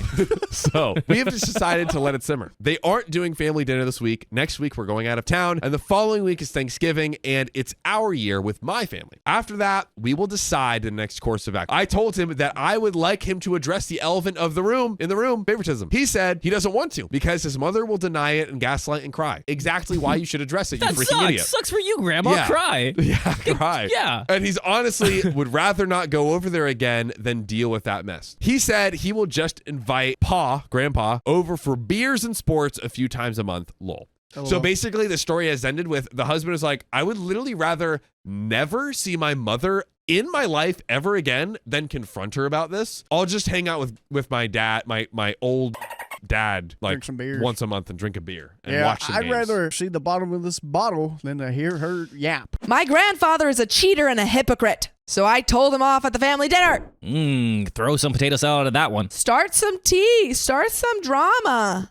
Get some tea ready. Throw it at him. Hi, I have a bit of a situation that includes some family drama and would like some comments on the situation. Also, this history includes some unhinged people, cheating, screaming, and years worth of lies. So I, 24 female, recently got into a bit of a fight with my grandpa, 67 male. For context, grandpa cheated on grandma during the time I was born. Then one day, he just packed some of his things, told grandma it was over because he fell in love with his affair partner, 59 female, and left her, the house, and their 4 kids. By the way, this comes from Cactus in the Making on the OK Storytime subreddit. So he came back a few months later, sad and penniless. That's what you get, old man. Karma. A fair partner left him because he ran out of money. Grandma let him back in, and not even 6 months later, he cheated with a fair partner again, this time for good. This Grandma, man why? is the worst. Ort Grandma, cloud. why? Ort cloud. Ort cloud for the old man. Bye, old man. I was 1 year old at the time, so obviously this comes from what family told me, but basically there was a lot of drama and grandma ended up depressed. No money, no house. The landlord was a friend of grandpa and kicked her her out. I hate this story. That sucks. That is really so messed up. With 3 kids that were barely adults and a minor, the family ended up divided, with 2 of the kids leaving my grandma alone because of her depression and my mom and aunt staying with her. So on to the recent events. Grandpa hasn't been very involved in my life because I naturally don't like affair partner. My reasons do include the cheating part, but I didn't like her even before I knew all the things that went down, so it's a factor,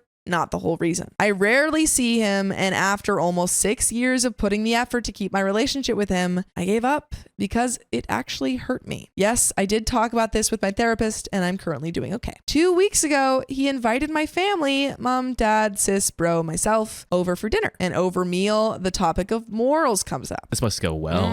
This is about to go Grandpa's so probably got well. lots to say about morals. He's like, I got good morals. He's like, I'm a terrific guy. I know everything about morals. Grandpa starts bad-mouthing my aunt's ex, saying he's a deadbeat. He's not, and whatnot. Eventually, he says that the guy has no morals or concepts of family. And I snapped. Look, I don't even know why, but I unloaded everything. I told him someone who cheated and abandoned his wife, not once, but twice, shouldn't be talking about morals or family. Let's go, OP. Yes, that he was the deadbeat who left his wife and kids to fend for themselves and now has the audacity to criticize a man that actually cares about his daughter. Affair partner said something about how I was acting crazy again. Oh, no, doy. It's the affair partner. Oh, freaking affair partner. She thinks I'm mentally unstable because I have anxiety and depression, even though I haven't needed any medication for over a year, and I'm doing pretty well, thank you very much. Let's go, OP. Also, I mean, who cares what she thinks? She's a freaking affair. Like, she got with a married man. And she used him for his money. Yeah. And was like, oh, I used you for you. I don't think you have to feel, too bad, whatever she says. Yeah. I went off on her about how she should never talk about being crazy after threatening a female coworker of my grandfather's with a hammer because they spent time together at work. Yes, this happened. Opie's like not holding anything back, and I love it. Let it all out. Grandpa chimed in saying she was just worried, as she is for anybody who has a mental health problem. So at this point, I screamed at him that none of them cared when it was my grandmother and the depression and mental breakdown they caused. I was literally about to bring that up. Yeah, Like, they don't care. You're an advocate for mental health?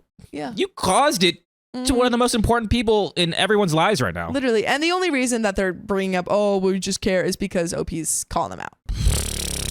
I stormed off and the next day went to grandma's. She said it was fine if I exploded, that I'd been holding things for the sake of family peace, and it wasn't good for me. Not mentally nor emotionally. Dad says grandpa brought this upon himself. Mom is furious and said it wasn't my place to talk like that to her dad or to bring up past events. Bro is super young, so he didn't care, and sis is very much on my side with, you play stupid games, you win stupid prizes. Yeah, I think, is it petty? Sure. Justified? Absolutely. Absolutely. Grandpa reached out today to give some half-buddied apology and asked for one. I blatantly told him I have nothing to be sorry about, and he should keep his mouth shut about certain topics. Mom is now giving me the silent treatment, and dad told me I went too far, but understands. I think also the dad's probably like, yeah, you went too far.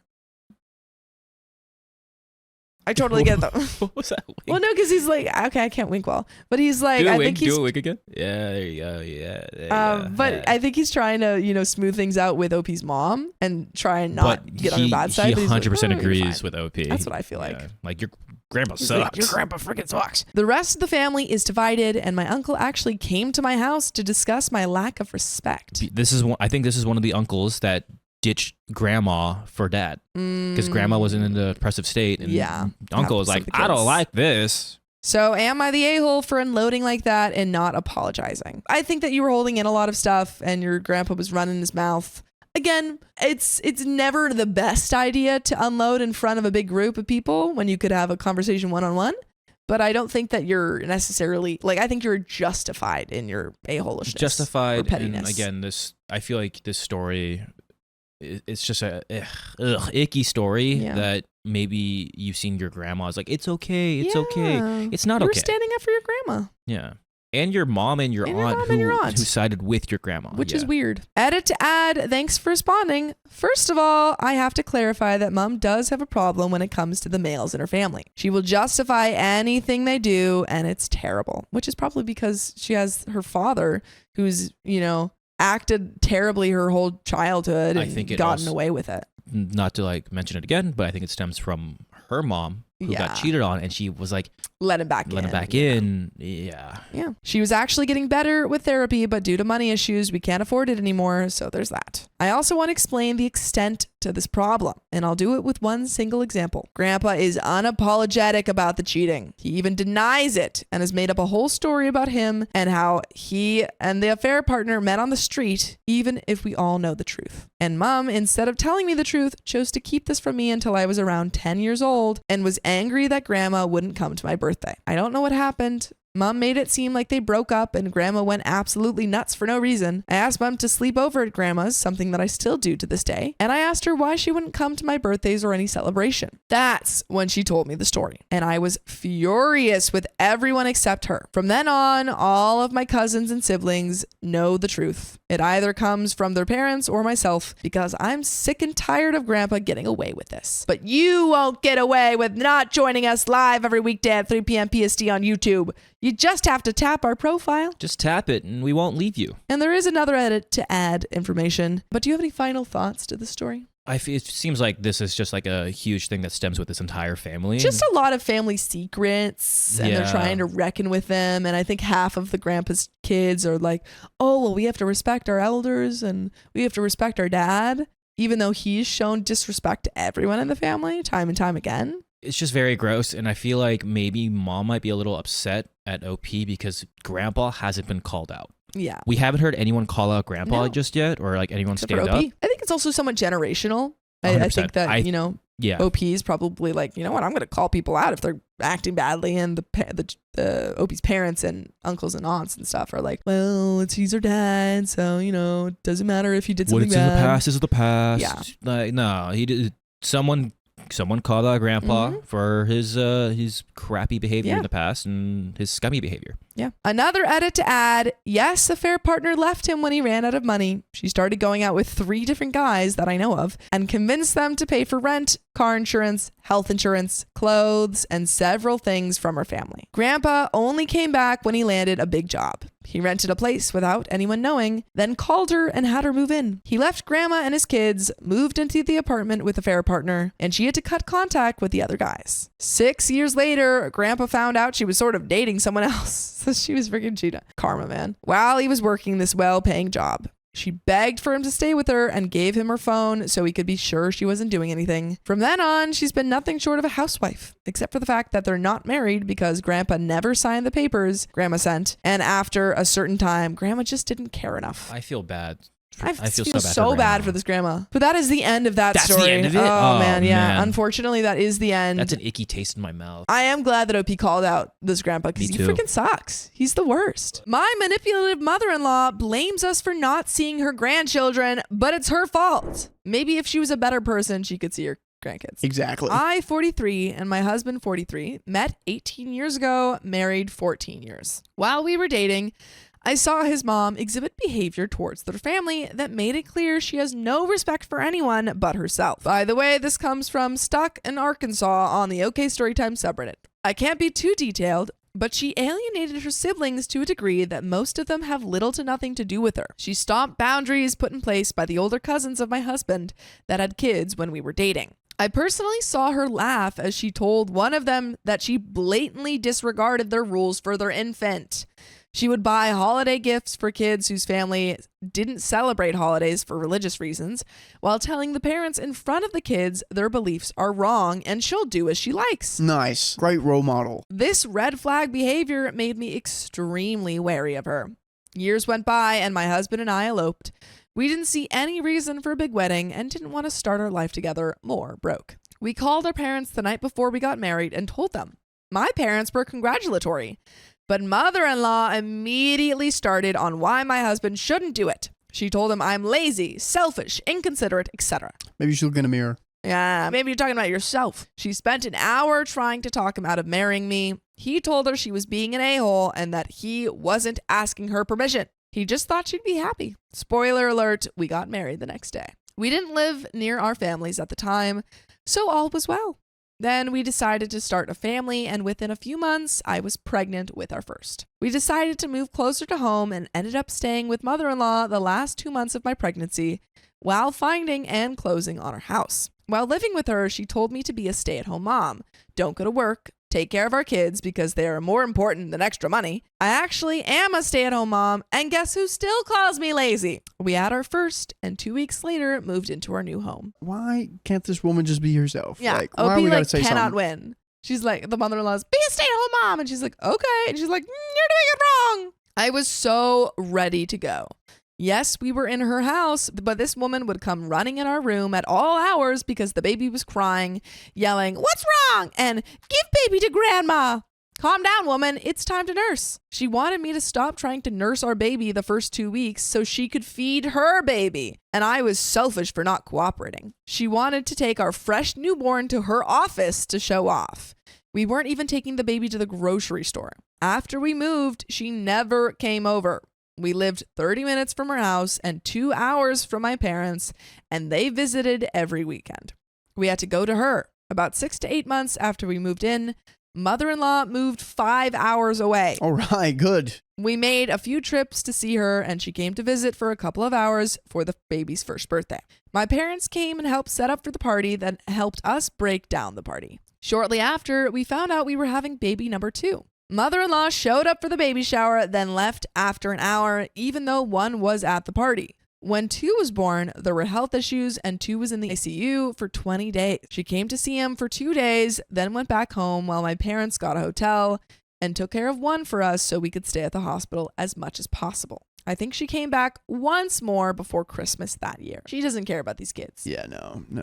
That summer, she came into town and did everything in her power to get husband and I to argue. Now, I grew up with a master manipulator, so I learned early to brush most of it off. When she tried to convince me and husband that he was ready to propose to another girl weeks before he met me / while we were dating, I was laughing. She clung hard to this story too. Why are we throwing your son under the bus? Yeah, here? she's like, my son was trying to marry another girl. And he's like, Mom, what's going on? Naming the restaurant husband took me to on our first fancy date. The time we went was the only time he'd been up to when she was telling us this. Talking about things that happened to us, but maintaining it was another girl. The best was that this girl had a name that starts with the same letters mine does. My husband was getting frustrated because they were obviously lies, but I was dying laughing. It was just so sad and funny. She even told us about a seagull stealing our fries as if it happened with husband and another woman. This behavior has continued, but it's just sad now. Is there like something medically wrong here? How unhappy do you have to be to seek to suck the joy out of others, especially your own son? Yeah, he's like happy. Your son happily married, has 2 2 kids. kids, and you're like, no, I need to ruin this. Why? What? About a year and a half after 2 was born, we moved 45 minutes away from my parents and 3 hours from mother-in-law. In the 2 years we lived there, mother-in-law came 3 times to visit. All other trips, we had to go see her. We went there for festivals, to visit her at work, and once for my husband to complete a job interview on top of just random trips. 2 years later, we moved 18 hours away from my husband's career. We've been here for 7 years, and she has only come once a year at either Christmas or Thanksgiving for 3 to 4 days to visit. The best was when she wanted to take 1 and 2 on 20-hour road trip, Christmas Day, right after opening their presents, just to turn around and drive back 20 hours the 27th. Of course, I was the a-hole when I pointed out how dumb of an idea that was. No kid wants to leave their presents to ride in a car for 40 hours over 3 days. I'm an adult and I don't want to do that. About a year after we moved into our house here, we got a surprise in baby number 3. All right, pumping them out. Yeah, you're cranking those kids out. How many kids are you gonna have? 2. Got it. How many kids are you gonna have? Probably 4. Classic. Yeah. Oh, Angie likes 4. Angie likes 4? Yeah, she told me that on the first date, but I did ask her on her first date. You're like, how many kids? And I was like, really? I have 3 siblings. Yeah, She's the youngest I of have 4, 1 though. sibling, so it's gotta be 2 for me. Oh, I see. Being significantly older now, 3 was more of a shock than a surprise. Mother-in-law kept to her regularly scheduled visits. She didn't come out to meet 3 until Thanksgiving. Unfortunately, a couple years later, she lost her youngest son. Oh, that's sad. He passed around Thanksgiving, so we went to her and stayed 2 weeks to help her with funeral arrangements and just to be there. Kids 1 and 2 were in school, but they were excused. I think this is why now she thinks they can visit whenever with 0 consequences. Brother-in-law had 3 kids of his own, all with ages that aligned with 1, 2, and 3. But due to mother-in-law and brother-in-law having a bad relationship, we have never met brother-in-law's youngest 2 children. Their mother wants nothing to do with mother-in-law, and since we have included her in our travel plans to their home state, sister-in-law too would have nothing to do with us, understandably so. As far as I'm aware, even brother-in-law's other child has little to no relationship with her. She has gone to visit once since the kid's birth for a weekend, yet she expects his mother to send the kid to stay with her this summer. 2 years ago, we traveled to our home state to visit and rented a beach house with room for her to stay with us. She opted to rent her own place off the beach and wanted the kids to stay with her. We had family visiting every day, so we said no, but you can have them X night. They had great-grandparents, my parents, aunts, uncles, and cousins from both sides come stay nights to visit with tons of kids, so the kids wanted to stay with us. Last summer, we traveled to our home state and stayed a week at an Airbnb 2 hours from her. We invited her to stay with us, and she refused. She said she was too tired to drive. I offered to pick her up. She refused. My husband offered to pick her up. She refused. Husband was left feeling hurt that she wouldn't come to visit. Everything has to be on her terms. That's the thing. Oh, yeah, Like, absolutely. it doesn't matter how easy it is. If she doesn't want to do it, she's not going to make any, you know, concessions That's for how you my guys. grandma is. It's hard. Yeah, it's like, That's how my grandma is too. yeah, it's so, because like I came to visit one time and it was such a packed week. I didn't want to drive with Angie to go meet her. I was like, hey, we're having a family event here. Come join us and I'd love to see you. It was like literally 5 minutes away from her house. Didn't come. Dang. But she does have like CPOD stuff and like breathing issues. But she has also smoked her whole life. Doesn't help. Yeah. What about Kid- your grandma? Your grandma? She just won't come to America. Oh, that, okay. Mhm. Yeah, that's tough. Yeah. Kids 1 and 2 were also hurt, but they had cousins to play with, so they brushed it off. The vacations I've mentioned aren't our only trips to home state in the last 7 years. Plus, I make it a point to go to mother-in-law's first and last on those trips. Partly because my parents come to visit multiple times a year, and partly because, apparently, I'm a huge glutton for punishment. We paid for her to go to Disney World with us for 6 days when 1 and 2 were 5 and 4 years old. Never again. She only actually went into the park 2 days, and one of them, she just walked off with our kids and wouldn't answer her phone and didn't send a text, didn't take 2's emergency meds, just vanished for almost an hour. That's terrifying. What? Mother-in-law has been asking us to send 1, only 1. She says she can't handle 2 and 3, and she and 1 have a special bond because 1 is her baby, to go on special vacations to different states and countries since 1's birthday. We aren't doing that.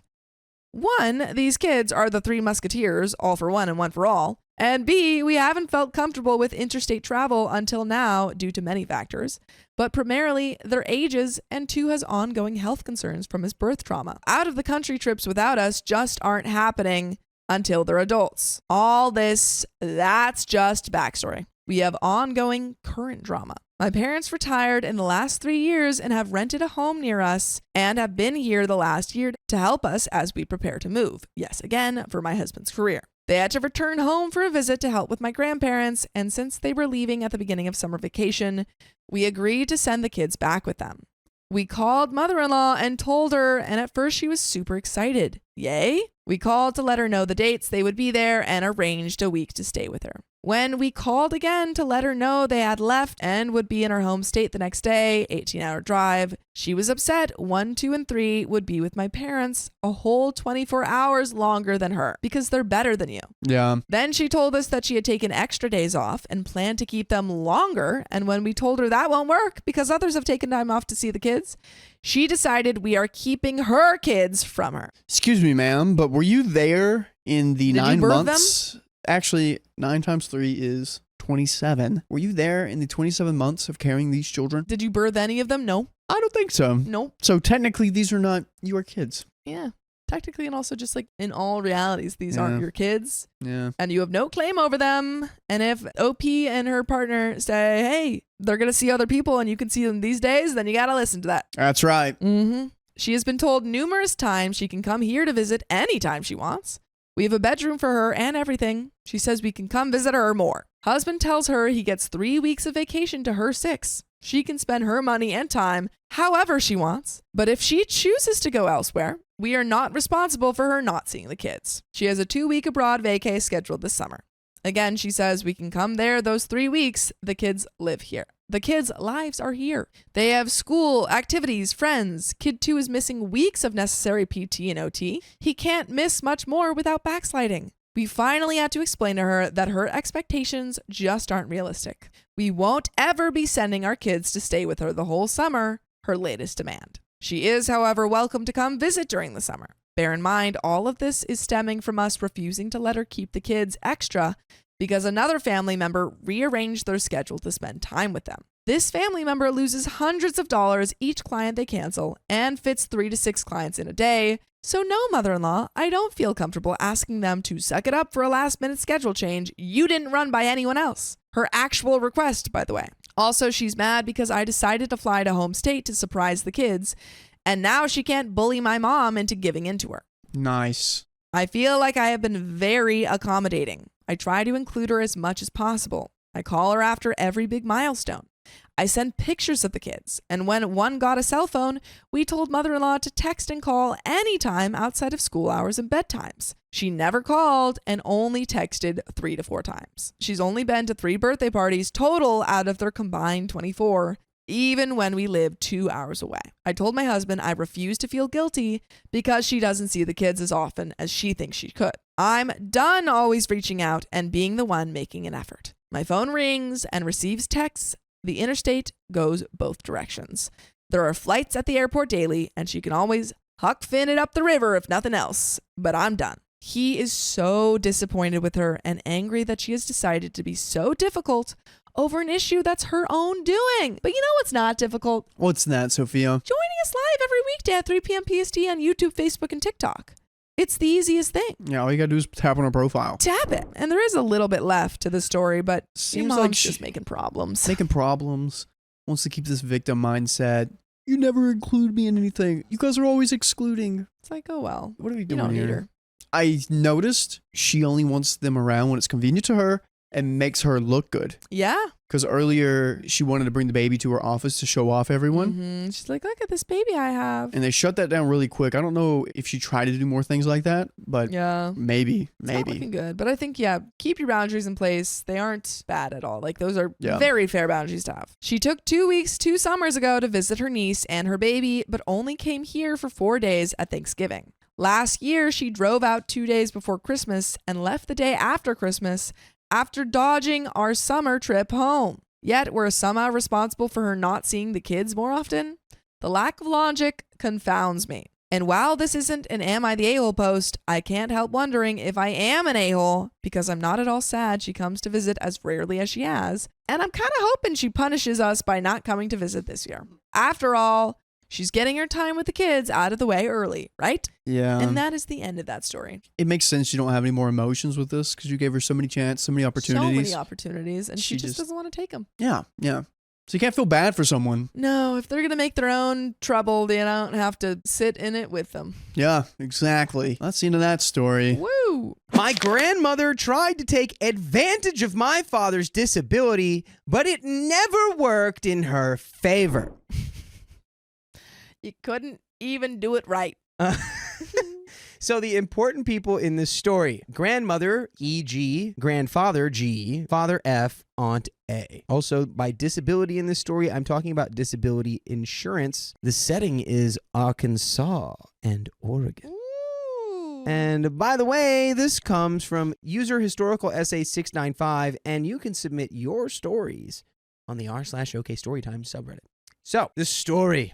In 2018, my father quit his job at a warehouse store because his 12-hour shifts walking on concrete floors had destroyed his legs. This made us lose over 2/3 of our income. I was 12 or 13 at the time, so there wasn't much I could do, nor my sister, who was only a year older. From that point forward, he went to file for disability since that was the only way he could get us income, while in the meantime, my mother ended up being the breadwinner of the house with a measly $40,000 a year. The doctors kept refusing to scan his legs, so he had a hard time getting disability insurance. He had to use a cane and still does to this day. It was devastating, but $40,000 a year for my mother was enough thanks to one thing. I know what you're thinking. How did we survive as a family of 4 for $40,000 a year? Well, our grandmother actually owned the house we lived in, so we weren't paying a dime for the house. That's good. Which lifted a lot of weight off our shoulders. My father tried and tried again, but the doctor scanning his body would not scan his legs, keeping him from successfully getting disability money. Why not?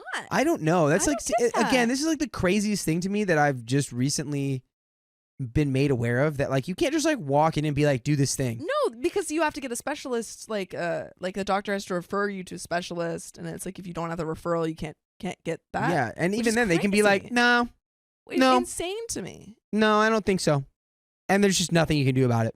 Crazy. Somewhere mid-2020, he got rejected when he first applied for disability because his education could get him a job. He was a high school dropout, mind you. This pissed him off since he could not get any income whatsoever, and he hated that. Anyways, so during this time, my sister, with the help of my grandparents who lived in Oregon, went to Oregon for a few weeks. At the time, my grandparents' house had grandma, grandpa, and my aunt, and when she got back, she was giving the hint that she did not want to go back. According to her, everything was covered in mold, was greasy, and apparently everyone who lived there had some sort of hate towards each other. Mainly grandpa and grandma versus the aunt. Aunt and grandpa smoked, so grandma already had a distaste in them, but she didn't want to cause a scene, so she kept quiet. Mid-2021, and my grandmother made it quite clear that she planned to move down, saying sometime by the end of 2022. So we had enough time ahead to get a house of our own. Well, we thought so at least. After hearing this, my father, who had to walk with a cane, sadly, has to renovate the house with the help of everyone else, but since he had the most knowledge and skill, he pretty much did most of the work. This left him absolutely destroyed, and he managed to replace a tile floor, an entire exterior wall, a very large fence, and insulation in the ceiling. I did as much as I could, but I tried to help at the least. Remember when I said my grandparents owned the house we lived in? Well, she decided that in mid-April, while we were still working on some stuff, with a 3-week warning that she was moving down from Oregon and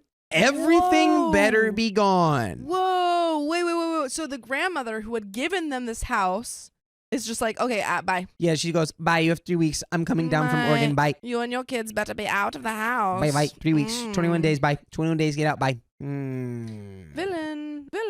So, grandfather wouldn't tag along since their Oregon house still needed someone to be there and he wasn't retired yet. The aunt was not trusted alone there since she wouldn't even be there half the time, so he had another reason to stay. Anyways, grandma was pretty much kicking us out, but her plan was more complex. She wanted to take control of us since she knew we wouldn't be able to purchase her house with only $40,000 a year or purchase a house with only $40,000 a year. She wanted us to come begging to allow us back in the house so she would have absolute control over us. As she knew we didn't favor being homeless, she knew my father didn't want to just abandon everything he had worked on since he never got a second to enjoy it. She knew me and my sister wouldn't be able to get jobs since we had a huge workload with both school and the house. We all knew that, and she knew that would be our fate, or so she thought. Oh, so she was Ooh. trying to cast you out. She was trying to make it hard She for was you. trying to make you sign the Nosferatu agreement. Mhm. That She would was make like, you have to beholden sign it. to her shadow.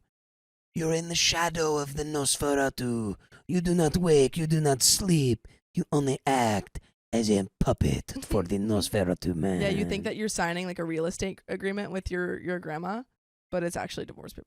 My father had actually successfully gotten disability a few months prior and kept his bonus for a situation like this. But for more of a tornado-based reasoning, since Arkansas had gotten quite a few tornadoes at that time. With just a week of searching, we successfully got a home about half an hour away and immediately got to work on moving in. My school used Google Classroom, so I was able to miss a couple days while still completing schoolwork. As we were completely settled into our new home about 2 weeks after finding said home, and I was there to listen, my father got a call. Guess who it was? It was the grandmother calling. Dang. So here's the back and forth between grandma and father. Dad picks up. Grandma, so how are you guys? Sitting in the homeless shelter or maybe a storage unit? Clearly waiting for a yes. Father, my dad laughs his took us off. Well, we actually got a home within the time frame, and we don't have to go under your rules, as we all know your plan. Grandma says, What do you mean? You can't afford such things. Your family makes somewhere around $40,000 at max. take a guess at who got disability benefits. 10 seconds of silence. Oh my God, 10 seconds of silence sounds a lot longer than 10 seconds. Long second of silence. Wow, okay. And then the grandma continues. You get a house or not. Your needs to finish renovating this place. From what I can see, oh, this is so long. There is still some missing insulation, and you can't even finish my bathroom. Also, how dare you hide your disability from me? I am Nosferatu, your mother. I should be the first to hear such. Had you given us the time, that could have been done by now, but no, we had to be gone by 3 weeks. Also, what do you mean hide my disability? It's been clear I've walked around in a cane for 2 or 3 years. It was bound to happen. And then Grandma mumbles something and hangs up. Okay. Woo-wee! So the Oscar goes to Sophia for that. Thank you. Thank you. A couple weeks later, she settles down to Arkansas as everyone acts as if nothing happened. But Grandma decided it was time to make an attempt at manipulating my father to get him to continue working on the house, as it was nowhere near done. He didn't have much to do, so he accepted, knowing he would be in 3 days of pain. And today was the first day. Today is the first day of your pain. Since he had to walk with a cane half the time, he knew he would be in pain. But she tried this again and again, but we kind of ignored it after a while, until one day at around 11 a.m., she tried to get my father to work on the roof rather than care for my sister who was in the hospital. On the phone call, she acted as if her house was more important than my sister's heart rate, reaching 213. I think it's been clear throughout the whole story that she thinks her life is more important than everyone's life. Yeah, clearly she's the villain. She's the commander. She's the plague on the city. You are all puppets attached to her strings.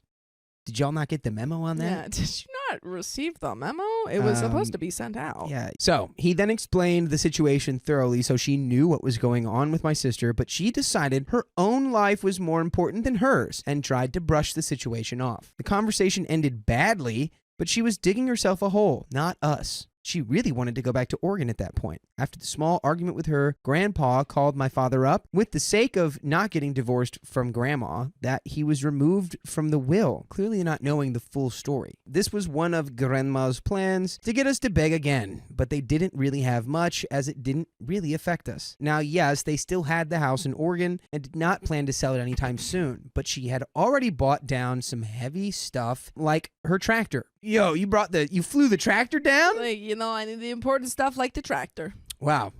So it was either she sells it or she stays, and she's held for a little bit. She made her decision after having to spend Christmas alone, since no one in Arkansas who had a social connection to her, pretty much my family, liked her. She realized that her assertive personality was catching up to her, and that was that. And by the way, you know what is that?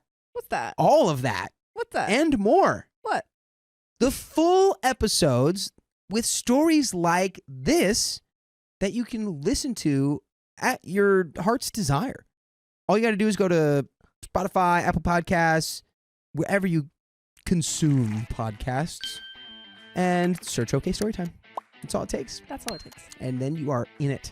It's just shocking to me how the grandma is so villain that she's trying to make her family homeless. Yeah, it's like and is upset that her plot has been foiled. Yeah, she was doing the phone call and being like, "So, where are you guys at? The homeless shelter?" But what I don't get It's like, what? is that she let them live in the house. So like what? Because someone in the chat, Katara Rain says, was the grandma always like this? Because I'm like, she let them live in the house, which is a big thing to do. So what's the switch up? I don't know. I think they said that she's kind of always been like this. Yeah. So I'm like, I don't But know. it's like, But she let them live. got the house in Oregon, and then the other sister was like, yeah, that place is a mess. That place is a design.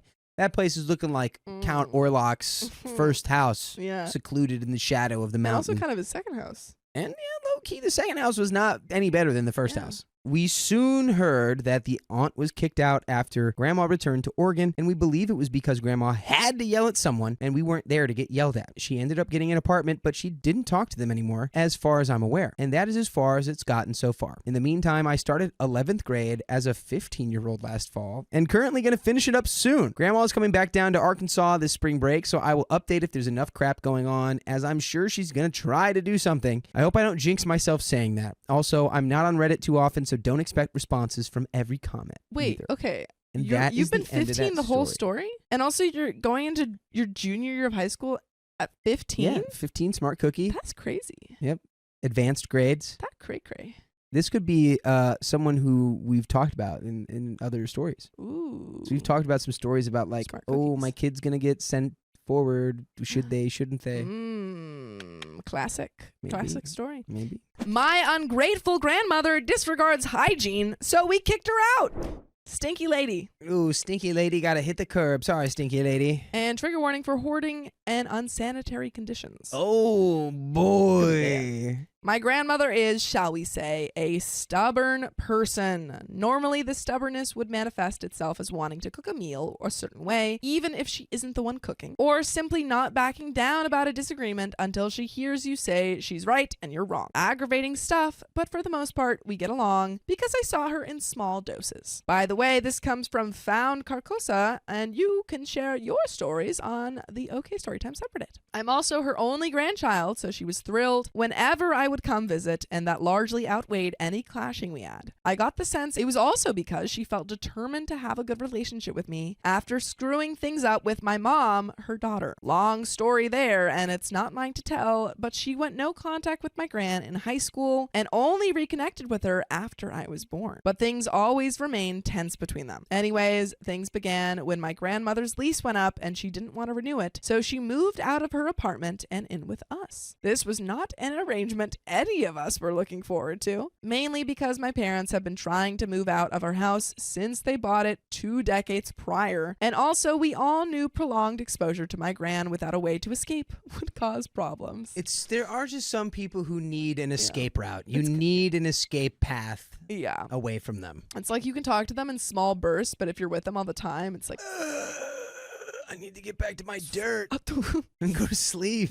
But she's family, and even if none of us were psyched about it, we're the only relatives she has, so we did the right thing and took her in. She was also not very excited about it because it meant she would be giving up an entire living space she'd been accustomed to. Living with her rapidly became difficult. She is, put plainly, a slob. She would carry a box of tissues with her everywhere, and when she used the tissue, instead of throwing it out, she would jam it wherever she was sitting. Gross. So our living room sofa quickly became a snotty mess. Yeah. She would take food upstairs and never bring it back down. More than once, our kitchen was entirely empty of silverware, bowls, plates, etc. We had to go upstairs and remove all the moldy, crusty dishes and take them downstairs to be washed before we could use them. We asked her multiple times if she could help by just taking one dish down with her whenever she used the stairs. She would smile, nod, and then just not do it. Her bedroom looked like an episode of Hoarders because she used an ungodly amount of tissues and would fill entire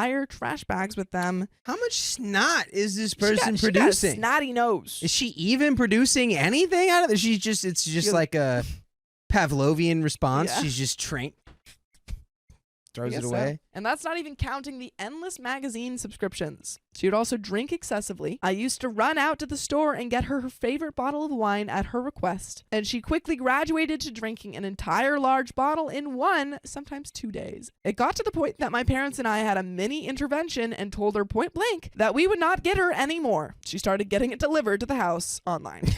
Grandma Drats. learned how to use the internet to get her wine. One problem that affected me specifically was her radio. Her bedroom was next to mine and the walls had no insulation, so sound carried over easily. And she would blast the radio all through the night, preventing me from getting any sleep. Multiple times I would creep into her room at night and turn it down, only for her to suddenly wake up and turn it back on. She's like a cartoon, dude. The radio, it's off. Do not touch my programs. I need them to sleep.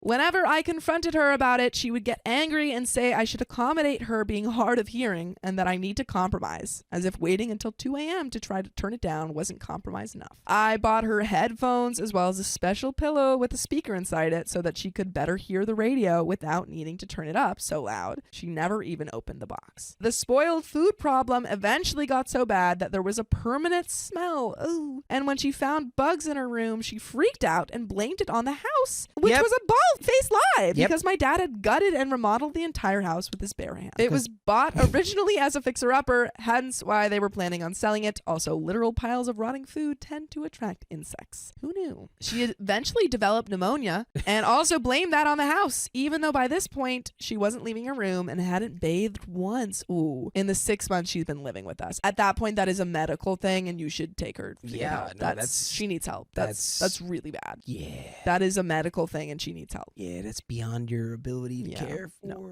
She even got my dad to screw metal handlebars into the bathroom wall tile so she could use the tub, but never use them once. She was prescribed medicine for the pneumonia, but would not take it, eventually requiring a nebulizer because of how severe it got. I think it actually might have transformed into something worse, but I can't remember the name. You need to take her to a hospital. 2 or 3 times she had to return to the hospital because her condition worsened, despite everything we did to keep her room clean and make sure she took her medicine. When this happened, we would pull all the furniture out of her bedroom and scrub the carpets, remove any mold and bugs, and pick up any trash and rotting food. Instead of being grateful or changing her habits, she would be upset that we touched her belongings and violated her privacy. The damage that she was doing to the room also meant that selling the house was impossible, but her presence there meant the room would never have an opportunity to improve or be worked on. It was around the second hospital trip that she started taking the little trash cans we had scattered around the house and using them as toilets. Oh. For context, the upstairs bathroom is literally next door to her room. She couldn't be bothered to go to it. I vividly remembered picking up a plastic can and it being full of urine. She also had an incredibly old cat that she'd brought with her who was a sweetheart but would defile the room with her waste because my gran couldn't clean the box herself. I'm definitely forgetting more things she did, but one thing I remember was my parents had gone away from the weekend and my boyfriend at the time came over. We ordered Indian takeout, which I knew my gran loves, so we offered to get her something as well. She took us up on it and my boyfriend paid for it despite my protests. We gave her her food only for her to call us back a few minutes later. She told my boyfriend that the rice in the takeout was the wrong kind and that she would not be eating it. Could he please take it away? I was flabbergasted by the rudeness of it all. My parents scolded her about how inappropriate that is to act that way, especially towards someone who isn't even a relative, but she tuned them out. Not once did she say thank you, not when we cleaned her room or brought her groceries or cleaned up her waste. Nothing. My mom wanted nothing to do with her and my dad wanted to help but was too busy with work to really do anything, and even he reached his limit when her lifestyle began to damage the house. I was the most sympathetic to her, but she would summon me and ask me to do things, then send me away as if she were dismissing a servant. Even when I called her out on it, she didn't express any gratitude. I fully believe that she was exhibiting a textbook case of Diogenes syndrome or senile squalor syndrome because all of the behavior matched. So yeah, Diogenes was like a guy who lived in like the markets in Greece, and he was like he thought it was like poverty and stuff was like the ultimate, was like the absolute virtue. Oh, he was like a contemporary of Plato. It's like Plato would say some stuff, and then Diogenes would show up and like dunk on him, and then like go back to being homeless in the market. Like he was a character of a guy, but he was known to be quite dirty. She was depressed about not having her own space anymore. We were sympathetic to that and tried to get her out of the room many times, but she fought us every time and would refuse to admit her behavior was unhealthy. When we would point out how ungrateful and rude her behavior was, she would get defensive and end the conversation. She needs psychological help. At the very least, she needs some sort of cleaning service or in-home nurse aid, but she refused the idea of one every time it was brought up. Her behavior caused so much stress that the entire family was on edge and at each other's throats. It eventually eventually reached a point where we admitted to ourselves that we were unfit to care for her because she needed professional help. We brought it up to her and she shut down the conversation so fast. I understand not wanting to go to a nursing home. I don't begrudge her that, but she would insist that she was independent when the fact was that if we ignored her requests, she'd be unable to fend for herself. She told us her solution was to keep things as they were. As long as we did things for her, she could take care of herself, because that's definitely what independence is. It was like talking to a brick wall. One day, while everyone was out of the house, we received a call that she had tried to go down our stairs, fell and broke her back. The fall was not lethal, nor would it cause any permanent damage, which was a relief, but it meant that she would require lots of physical therapy and caregivers. The hospital assigned her a social worker, I think because of the care she would need, but she refused them by citing that her family, us, would take care of her needs. And that's when you say, no. Can't do it. No. You say, no, we need the social worker. Literally am unable to do that. My father and I work full time, and my mother has a slew of health problems and chronic pain that made it difficult for her even to look after herself at times. The idea that all three of us, even if we weren't fed up with her, would be able to drop everything and take care of her was as hilarious as it was insulting. When she told us that was her plan, we had become so embittered toward her that our decision was easier than it should have been. We removed all of her belongings from the house and put them into a storage unit that contained the rest of her items she moved out of her old place with. We called the social worker and told her in no uncertain terms that she would not be allowed to move back in with us and would need to find another place to live. She was furious. She sent a slew of emails threatening to sue for wrongful eviction. She didn't pay rent and signed no contract with us. Yeah, like there's no wrongful eviction here. Oh, brother. And theft of property because we had touched her stuff, but we technically returned it to her because it didn't belong with us, and my dad paid for that storage unit. Those emails stopped pretty quickly when it became clear she wouldn't have a case and wouldn't be able to intimidate us into letting her move back in. When she was discharged, she did go to an assisted living facility that the hospital partners with. She stayed there until she recovered, and despite everything being in the hospital environment and the care facility improved the rest of her health a lot. But instead of staying as soon as she was able to discharge herself, she did. Oh, no. She moved into a hotel and has been there since. I visited a few times to deliver some stuff that had been left behind. Each time I visited the hotel room was in a worse state. We're pretty sure she'd been refusing room service because she's embarrassed by it, but without anyone cleaning, it's become caked in mold, dirty cat litter, and unwashed clothes. It's been over a year now, and I shudder to think what that place looks like now. Oh my God. How is that legal? Yeah, I don't know. I feel like there's a limit to how long you can live in a hotel. No? No, you can Really? pretty much just pay to live there forever. It's like Really? paying rent. Yeah. Yeah. You're like, really? Oh, new life hack unlocked. No, I feel like it's incredibly expensive. Yeah, it is. And you're just refusing free room service? She is like mental. Yeah. Yeah. Sometimes Mental health Yeah, there's crisis just there. not a lot you can do sometimes when people are that stubborn and. By the way, you can listen to full episodes of stories like this on Spotify, Apple Podcasts, or your favorite podcast app. Just search up OK Storytime. It's probably so easy to just feel like terrible, like about it, but there's really not anything you can do, and it feels like the solution that has the best odds of actually helping her Yeah. is going to be the one that she probably wants the least. Absolutely. So Well, she then just you doesn't come want- to she the doesn't even crossroads want of anyone like, to help her. right? It's like so she doesn't want any help, but she clearly needs it. So what happens next? Mm-hmm. It's like, what are you able to do? And then you just have to, I guess, make your peace with that Yeah. because, man, Tough. Yeah. But there's a little bit left to the story. It's terrible, but at this point, we are basically just waiting for the call that tells us she's passed. I know that her age and mind are partial causes of this, but there's only so much behavior and borderline abuse you can excuse away with that. Family accounts from relatives that go back decades before I was born also confirm that this is just how she is and has always been. I moved in with my partner and my parents moved to their dream home, and none of us have contact with her, and she has no one to blame but herself. I'm not sorry that she's essentially getting her comeuppance, but I'm not happy about it either. And that is the end of that story. not sad, not happy. You've been pushed to the point of being not sad by living with her for like a year And plus. dealing with that behavior is really hard when you're trying to be there for a family member, but they're making it just so difficult. Yeah, pretty much impossible. Yeah.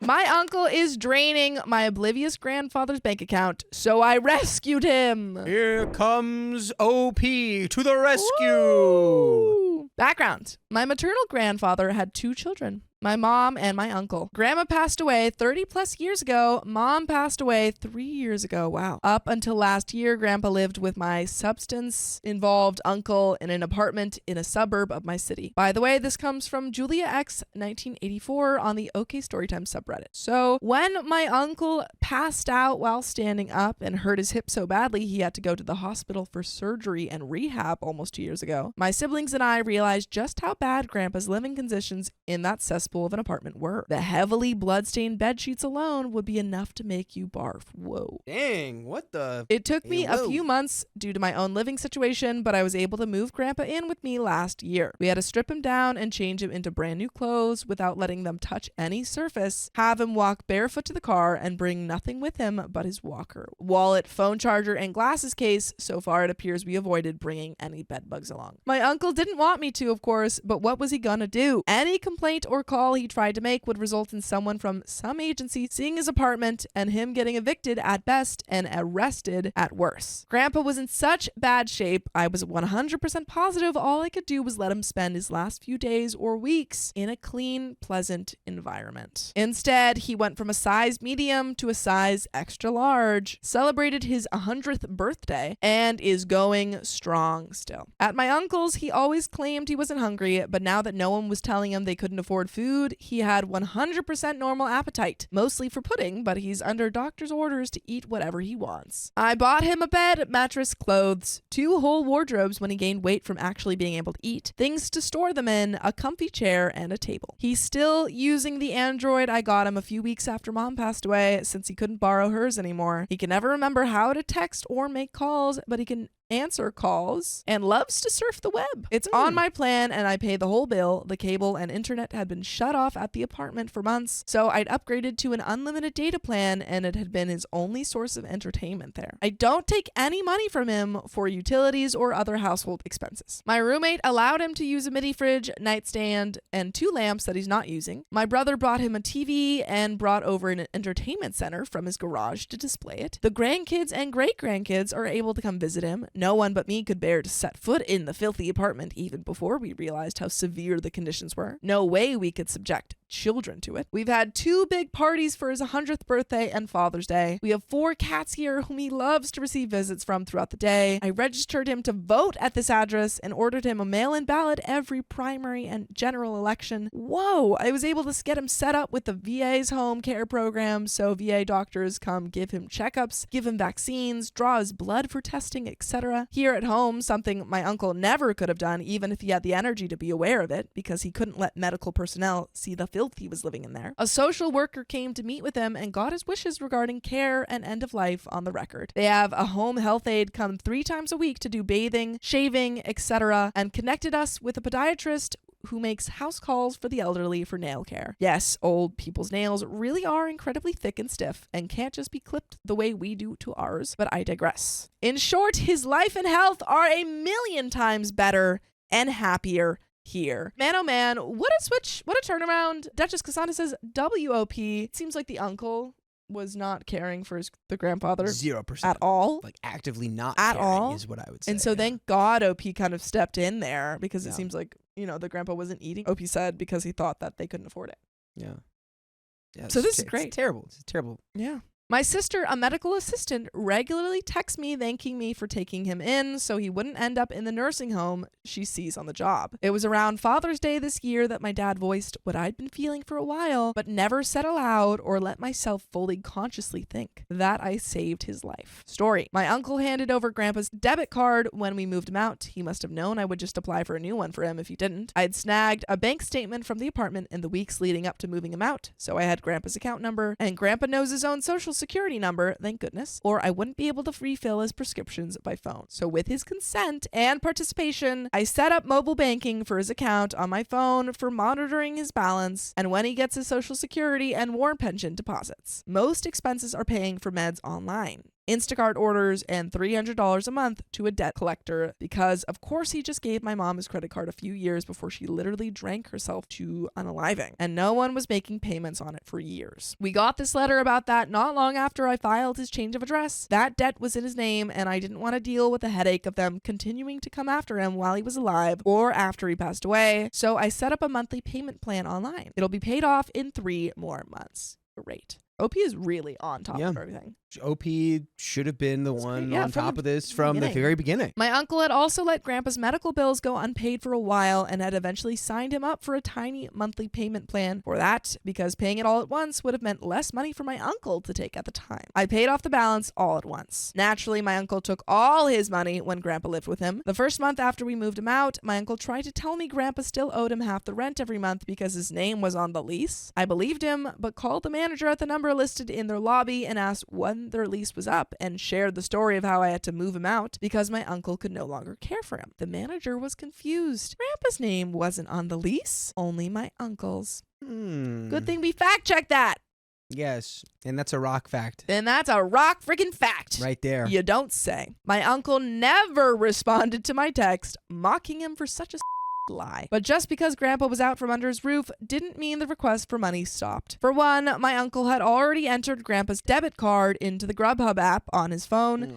So he still regularly uses it to order Grubhub several times a month. Was doing it almost daily before I finally lost my temper over it via text. Honestly, I wonder if you can call your bank and be like, hey, my card is being, like, get the card cut off or something. Yeah, you 100% like that. should. Yeah. And you should, I don't know what kind of agency you can report this guy to, but he shouldn't be allowed to take care of anybody. No. But himself. They both have Cash App on their phone, and while Grandpa doesn't know how to use it, when my uncle asks for money, Grandpa always consents, so I have to send it, or Grandpa would get beyond distressed and upset. Grandpa doesn't have dementia or anything. For 100, his mental faculties are incredible. He can't remember what day it is and will ask the same question 3 times in 1 minute, but he recognizes everyone. He can read and watch TV and comprehend it all, tell you what he needs, and except for some repeating, has completely normal conversations. But he's always been a when my leech of a mom and uncle ask for money. He is literally incapable of saying no. And if I just refused to let him do it or refused to let him talk to my uncle, like blocked his number or something, it would just upset him. So my uncle keeps requesting money daily, starting halfway through every month, and he always gets it. Tonight, he agreed to give my uncle $56. Too bad it's the end of the month and he's broke. And so am I. I really am. I get paid in 2 days. I didn't tell Grandpa he's broke because he wouldn't understand why and would panic. But I did break down all the expenses he had this month and texted the amount to my uncle to prove he was broke and that it wasn't because I'm taking money from him. That's crazy, dude. Yeah. Your uncle is crazy. Stealing his father's money to the point where he doesn't have anything left. Like nothing for retirement or anything. Just like, don't scam him. I know you're scamming him because I'd scam him if I was you. And Opie's just like, I'm not scamming him. Look, he's just, you've taken all of his money. Yeah. It's all gone. No, that's really difficult though, because it's not even like, now we know it's not, oh, he's just using the card. It's the grandpa's just saying, yeah, here you go. Yeah, he's going, of course you can have this. He's my son. Between Grubhub and his constant request for money, my uncle took $789.34 this month alone from the 100-year-old father he almost neglected literally to unaliving. I took $35 for 2 Uber rides so I could get home faster to make him dinner on 2 days. Grandpa's told me my money's your money to use how I want because I take care of him. I would never do that, but I do occasionally use it for Uber rides home, only if I'm going home to do chores or make dinner, never for anything fun. And what did my uncle respond? I should never have set up a payment plan for the debt from that unpaid credit card bill. They would never go after a 100-year-old man. Yeah, that's the problem. I told him to take it up with them or mom, and he didn't reply. Never pay any debts is my uncle's philosophy of life. Yeah, listen to me, son. You never pay any debts.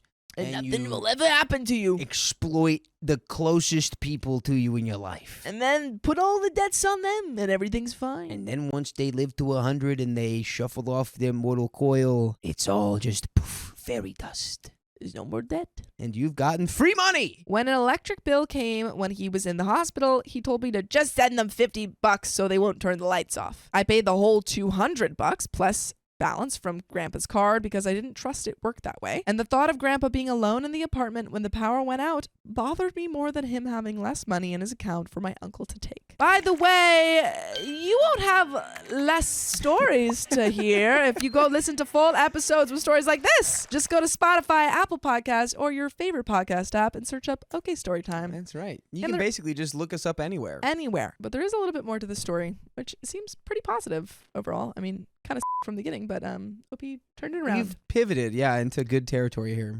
I share the numbers with my sister and dad. They agreed it's unconscionable, but also have no idea how to stop it because Grandpa just won't say no. And the only alternative is upsetting him by refusing to let him keep giving the money. Would it be worth it? Would it be safe for his health? We're not afraid of our uncle getting the law or anyone involved. Again, getting any outsiders involved in his business is a risk he cannot take no matter what. But of the effect it would have on Grandpa, we're currently getting along great. If he starts seeing me as an enemy or lashing out at me, our living arrangement would be a disaster. That seems to be the only way to stop his son from bleeding him dry, and despite our rage over his son using him this way to fund his substance habit, nobody's suggesting we risk that. And people say your kids will take care of you in your old age. Ha.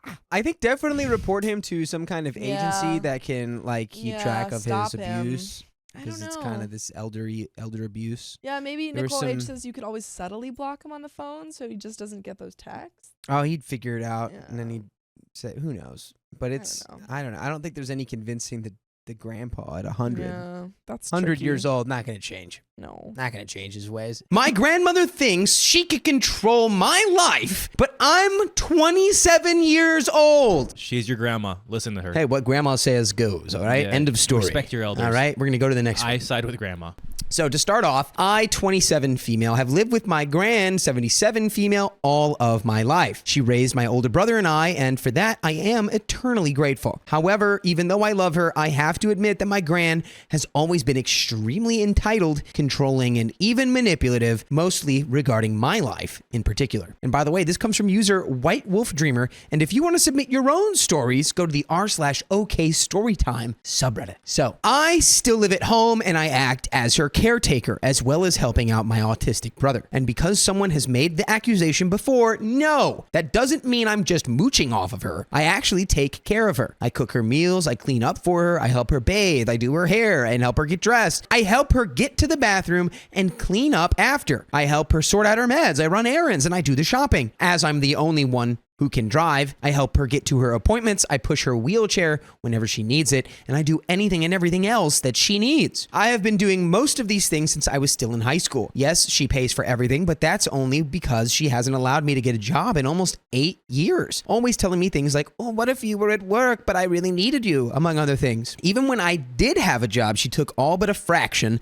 of every paycheck to put towards bills, which I was fine with at the time because I felt like it was only fair to pay my share since I finally had an income. Every time I bring up looking for a job now, she has a million reasons to keep me from doing so. Most recently, though, she's taken to hating my boyfriend, 24 male of 6 years, for pretty much no real reason besides dating me. She talks crap about him constantly, calling him useless and good for nothing, insulting him behind his back on an almost daily basis, even though he's bent over backwards to help me out in many situations. She makes comments like, he must not love you very much since he never comes around, but then she pitches a fit every time he asks me on a date, and the only time she ever wants him coming to our house is when she can exploit him, like roping him into moving furniture or cleaning out the garage. She makes backhanded remarks about how we've been together for 6 years, but he's never proposed, but then raises all get out if I spend more than a couple of hours with him on a date. She's even told me, I'd like for you to give me a grandchild sometime before I move on to the next dimension. But she loses her mind if my boyfriend even so much as kisses me anywhere near her. My boyfriend is the sweetest, kindest, most hardworking guy I've ever known, and he treats me better than anyone ever has in my life. He even has a great job and makes a decent living, owns his own home and car, and is very good about finances. But she still has to nitpick every little thing about him to try and turn me against him. She even talks crap about his family, the mother and brother, even though they also treat me extremely well. And no matter how much I defend any of them, she won't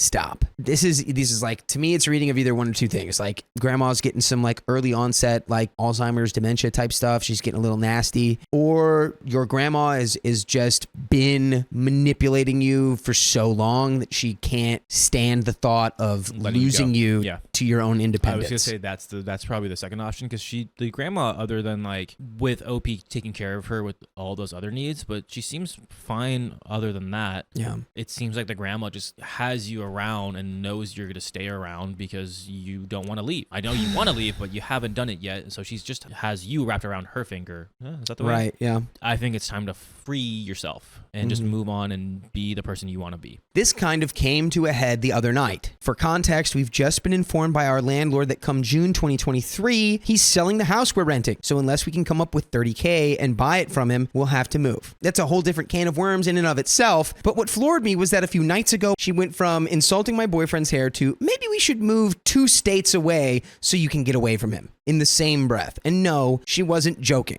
I've been with him for 6 years, but she wants me to move away from him because she hates him. Now, as far as us possibly having to move out in a year, she 100% assumes that I most definitely have to move with her and my brother to keep taking care of them. No exceptions. My boyfriend and I are already talking about sitting down with her to discuss my moving in with him instead. And I'm dreading that discussion because I know it won't go well. All she's done for years is depend on me to the point that she actively refused outside help because Bunny can just do it. If she refuses to move to a retirement or assisted living home, and to make things worse, she's already decided that after she's gone, I will be taking over full care of my brother without even considering what I want to do with my life.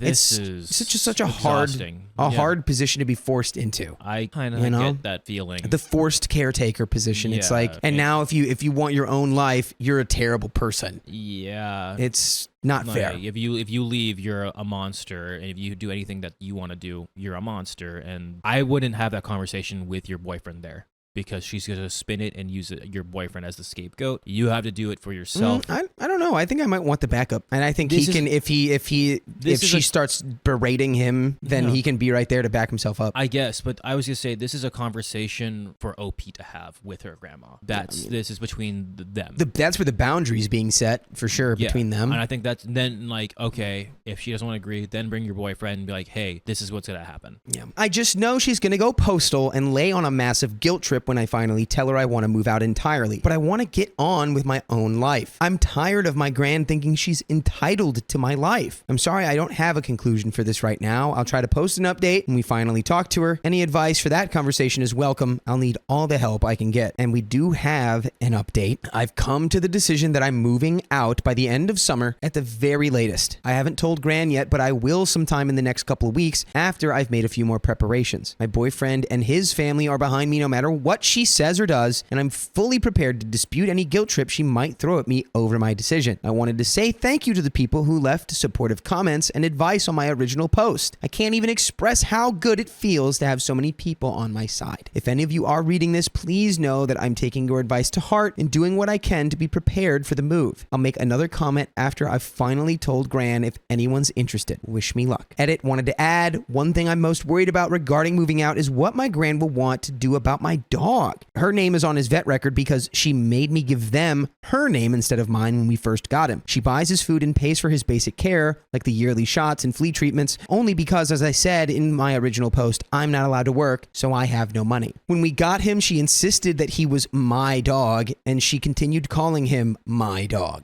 And I do everything for him. I've trained him, I feed him, I walk him, I bathe him, I clip his nails. I don't ask my gran or my brother to do any of that because, again, he's my dog. I love him so much, and I couldn't imagine losing him, but I'm worried that when I tell her I'm leaving, she'll insist on keeping him out of spite since he's hers as far as his records go. Hey, just go ahead and don't listen to that. Just take the dog. Go to the vet. I feel like you can change it because, like, hey, my grandma's old. I want to switch the names. I want to switch the ownership of the dog into my name. And I would tell them a little bit of the rest of the context as well, where it's like she's going to get vindictive. She's going to try to legally take the dog away from me. They might need her approval because it is in her name. But again, she's like, oh, she's got to move. Yeah. Yeah, but I do love my dog, and I know for a fact that she and my brother won't be able to take care of him without me because she's disabled and my brother is lazy. I'm not sure what I would do in that case, so any advice would be welcome. Literally just ignore it. That's what I would say. It's like, I don't think anyone's going to back up your, like, the notion that your 77-year-old disabled, like, grandma should be, like, forcibly taking the rights to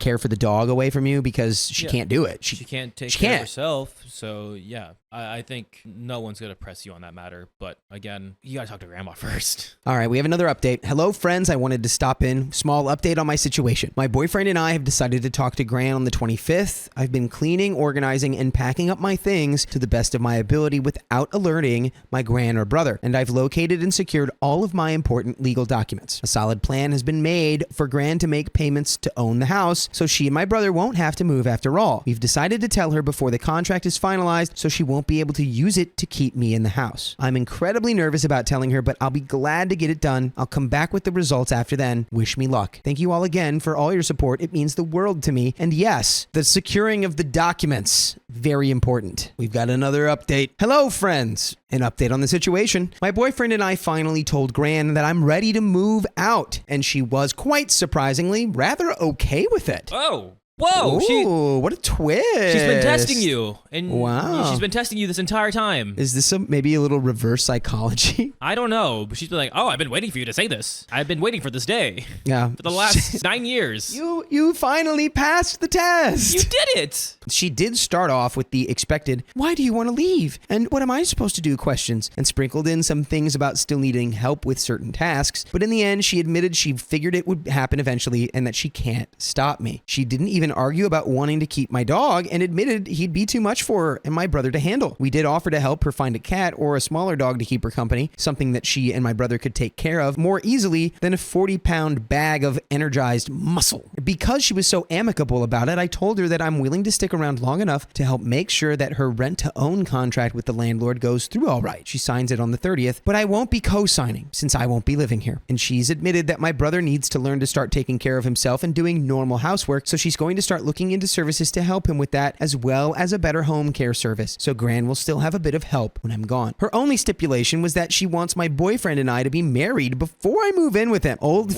Yeah, we're prepared to fight her a bit on that front, since it would mean another year or more of waiting while we set it up, and we've already been together for nearly 7 years at this point. But if need be, we don't mind getting engaged just to prevent a fight. To clarify, we do want to get married at some point, but I don't want to keep staying at home as a live-in maid for over a year while we get a wedding planned. And I don't want to get married just because she wants me to. We'll get married when we want to. But we don't mind an official engagement in the meantime, since we're practically engaged already, minus the ring. I'm honestly so surprised that she took it so well. Here's hoping she doesn't change her mind when it comes time to start moving things out. I'd like to say another big thanks to everyone who's been supporting and encouraging through all of this. It's been such a godsend to realize all your comments, and I'm forever grateful to have such lovely people at my back. I'll come back in a couple of weeks with hopefully my final update. Update number 4. I moved out. Yes. You did it. It worked. Wow. It's like we what said. a turnaround. I just got up for my first night spent in a new place. So far, I'm still adjusting, as is my dog, but I'm confident everything will work out. My gran gave me some grief when I told her I was finally making the move, but it was nothing major. She threw out some, "You're just abandoning us? And why do you need to live with him so badly?" But she quieted down as we were loading up my things. In all honesty, I think she might have been more sad than angry, for right now at least. But I think she and my brother got through the night just fine without me. So here's hoping everyone can be happier with this arrangement. I've got a lot of cleaning and unpacking to do, so I'm signing off for now. Thanks again to everyone for their encouragement and well wishes. And we have another update. Hello, friends. It's been quite a while since I updated this situation, and that's because I've spent the last 3 months in a very precarious balancing act. I finally decided 3 months ago to tell my grandma I'll be moving in with my boyfriend of 7 years, and she seemed oddly okay with it, so I've been taking my time to pack and move my stuff bit by bit, so I could also help her out by cleaning and organizing the house and figure out ways for her and my brother to get by without me being living there 24/7. We've had a number of household calamities during that time, including having to replace a number of old fixtures that all broke down at once. So I've been doing what I can to help with all of that, even though it's forced me to put off moving for even longer. Problem is, the more time passes and the more things I move, my gran has gotten less and less okay with me moving. She snarls at me every time I haul out a set of boxes, saying everything from, you know he's gonna keep all your stuff and throw you out on the street if you break up, right? To, he'll make you throw most of your crap out since he won't want all of that crowding his house. She keeps implying that my boyfriend will make me get rid of my dog because he has cats, even though he's never indicated such a thing and has actually made a lot of plans to make it easier to socialize them. And of course, there are the guilt trips. I've done my absolute best to be civil and mature, debating and explaining things to her rather than fighting, staying in the house way longer than I even intended to, just to help her out and be the bigger person. But now I'm done. My boyfriend took me out for lunch today and we hung out for a while. I gave her over an hour's notice before we left and she didn't tell me she needed anything. We were gone a couple hours and she didn't say anything when I came home. Cut to dinner time and she starts passively aggressively talking crap about me to my brother, knowing I was in the room, about how I just took off to have lunch and didn't give a crap if either of them ate. And after 3 months of holding my tongue and playing nice, I snapped. We fought for a bit and she ended up complaining about how I spend all my time with my boyfriend and don't care about her. And I told her that at almost 28 years old, I don't need permission to be an adult. And she said,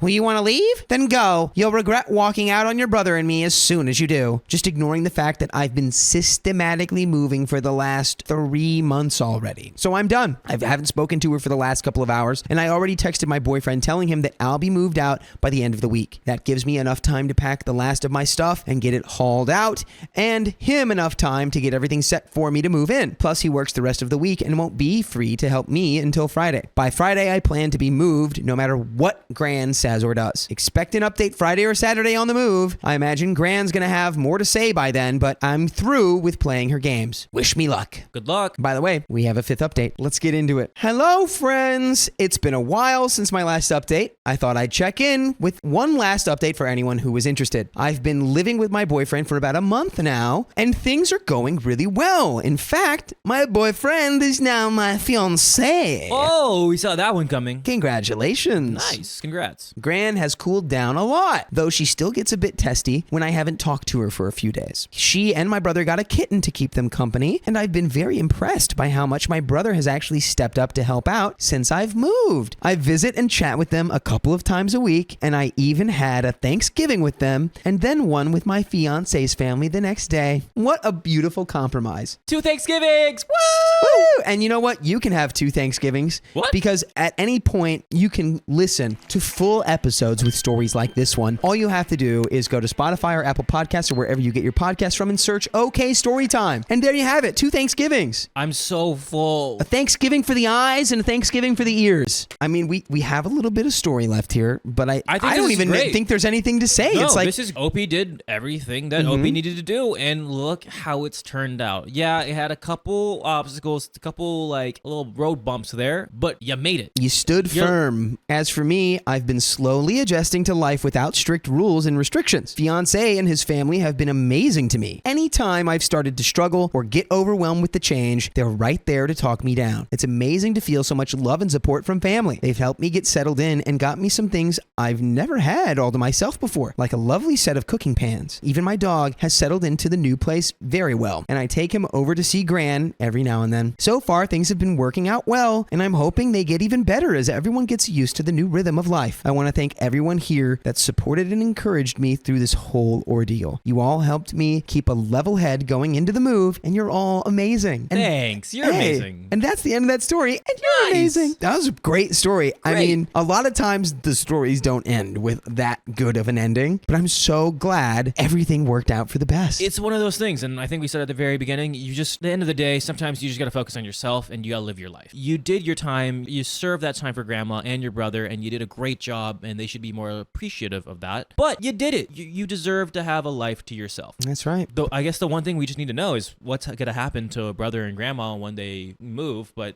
it seems like all is going to be well. Yeah, I'm confident they'll be able to figure out their next situation, whatever it needs to be. And guess what? I know for a fact OP is going to be there to support and help them when they need it. Everything's, seems like everything came from a place of love. She's just exhausted. She's like, I just can't take this anymore. Yeah. You have to love, if you're going to sacrifice a decade of your life essentially to take care of someone else, you definitely love that person. And the same thing to those who are listening or viewing this. If you are the grandma in the situation where you don't want your loved one or the one like your little loved one, you don't want them to go, you got to let them free. Eventually, it's got to happen. Either they're going to fight you on it or you're going to do it, naturally. She literally said, she's like, I knew this was going to happen. Yeah, it's got to happen eventually. And you just got to support them and not be as petty as grandma was being here, but you got to let that happen. Yeah, don't guilt trip your relatives, people. Come on. Don't be Support guilt tripping them. your relatives. But you know what? I'm going to guilt trip y'all into not going anywhere because we got another story. Ooh. And I'm going to feel so upset if you do not stay to listen to it. So don't go anywhere. My grandmother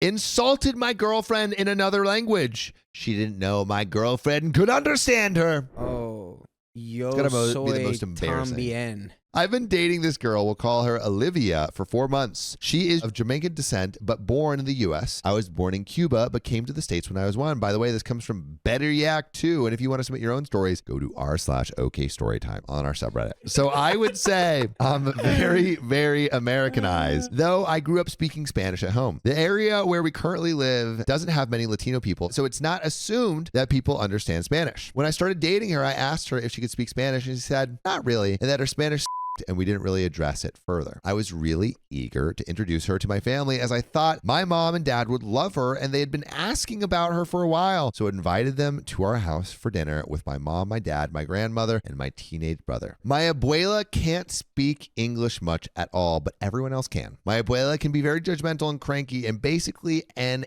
a-hole, a giant little a-hole. At times, especially since her husband passed away and then she had a stroke 3 years ago. Rough. I told her before to be nice. However, I also told them she couldn't speak Spanish because that's what I assumed. So Olivia came over and everything was going good for the most part. She got along well with my family and my mom especially was nice to her. However, my grandmother decided she was in a nasty mood and started talking crap about her. She said that she didn't expect Olivia to be so dark and how she looked more African. She asked if she came from a good family and said if my grandfather was alive, he would not approve of her and it's better to date a girl who can speak Spanish since most black people won't even bother to learn it. She even said that my last girlfriend was much prettier than her. This is honestly blatantly untrue. Olivia is gorgeous and most people say so. She made sure not to make it obvious she was talking about her and didn't gesture to her at all and mostly faced the TV when she spoke. I was mortified and couldn't believe she was saying this. I told her to stop twice, but since I assumed Olivia didn't understand, I mostly brushed it off and tried to ignore her since I didn't want to make a scene and I didn't want to make it apparent to Olivia that she was talking about her. Olivia is the biggest sweetheart, but is really insecure and has suffered from anxiety in the past, and I just didn't want to make it worse. My mom told her to be quiet as well, but my grandmother just didn't give an F and continues with snide comments. To make things worse, my dad and brother just laughed at the absurdity of the situation. Oh, not a good look. Not a good look. Dude, I would have snapped back. I'll be snapping back. I don't think they really found it funny, but it was more of, there she goes again, crazy abuela type thing. Olivia acted pleasant for most of the night, but then suddenly claimed she had migraines and she needed to leave. She thanked them all, but left in a hurry. I already suspected she could understand some of what was said, and I felt terrible. After she left, I told my grandmother off for how she acted. I tried calling Olivia that night, but she ignored my calls until the next evening when she finally answered. Do you think she's going to be mad at OP? I would imagine she is. However, you just immediately explain your situation where it's like, oh my God, if I knew you spoke Spanish, I would have immediately been way more upset. I asked if she was okay, and she admitted that she took Spanish for 5 years, and although she has no confidence to speak it, her Spanish comprehension is fairly good. I apologized profusely, but she was angry. She was mad since I didn't tell her I had a discriminatory family. She was mad that my dad and brother laughed at her expense and was furious that I didn't defend her or stand up to my grandmother. I tried to explain the whole not wanting to cause a scene thing, but she didn't buy it at all. She said she felt like an because her friend told her a lot of Cubans are discriminatory, and she defended me so much and accused her friend of being bigoted knucklehead and how much I embarrassed her and made her feel like crap. So I just don't know how to fix this. She is furious at me and I understand why, but I was really serious with her and in love with her, and we work so well together. I don't want to lose her over this. I feel like she thinks my whole family are discriminatory a-holes as well, when it's definitely not the case. My abuela, but my family has no choice but to put up with her. My mom and dad do not have a discriminatory bone in their body, and my brother isn't either. I agree my dad and brother were crap for laughing at my grandmother's rants, but they didn't know what else to do and were more laughing at how obnoxious she was being. Is there any way I can possibly come back from this? Anyone have similar experiences? I just don't know what to do or how to make it up for her. She really is angry, and I feel like I hurt her a lot. And there are some comments. In reality, you pick and choose your battles. That was not a battle to be had in that moment. With the information that he had about Olivia, with the information and the current context of the circumstances, I think maybe He did say I would have snapped Grandma, back a little no. bit more at the dad and brother who were laughing. I'd be like, this is not funny. Yeah. This is not funny. Stop laughing. Yeah. All you can do is speak to the truth of the situation from your perspective and do it in a way that's honest. And Ezekiel says she should be angry and know this is over. It's fair. I mean, you're going to have to... You might have to accept you fumbled. Yeah. Keon, what do you think the appropriate thing would be to do in this situation? I would just be upset. Like, if it's to me, I don't care. But Yeah. if it's to someone I care about and like they're being serious about it, I'm like, chill. Why are you saying that? Kind of thing. If you're gonna be negative and toxic, no matter what, in any language, I'm not gonna deal with it. Comment 1, sorry, but regardless of whether she could understand or not, you didn't actually defend her, which is a little bit what we're saying. That's what I was gonna say. Yeah. This you weren't post talks defended. too much about her comprehension of the Spanish language rather than the fact that your grandmother is discriminatory and you should have felt the need to defend your girlfriend and take her out of that environment, whether or not she could understand. Didn't you want to leave after hearing your grandmother be so horrible? Didn't it make you mad? Screw making a scene. I'm with her on this. You can claim the rest of your family was laughing at your grandmother, not with her, but regardless, no one stood up for her. Disown your grandmother if you're serious about this girl. If not, let her go and find someone who will have enough respect for her not to put her in that position. My abuela, but my family has no choice but to put up with her. Why? Does she own all your houses and cars? What's wrong with, in a mutually comprehensible language, grandma, stop being discriminatory or shut up? Your family is discriminatory poops. You're relaxed about. But okay, now, but And see, we have an update. That comment is weird because I feel like that's exactly what OP did. OP in Spanish is going to grandma and being like, Grandma, stop saying that. Stop it. But it wasn't enough. And then she just still sits there and goes, blah, blah, blah, blah, blah, blah, blah, blah. And he goes, Grandma, stop it. Stop it. But Like, we got an update.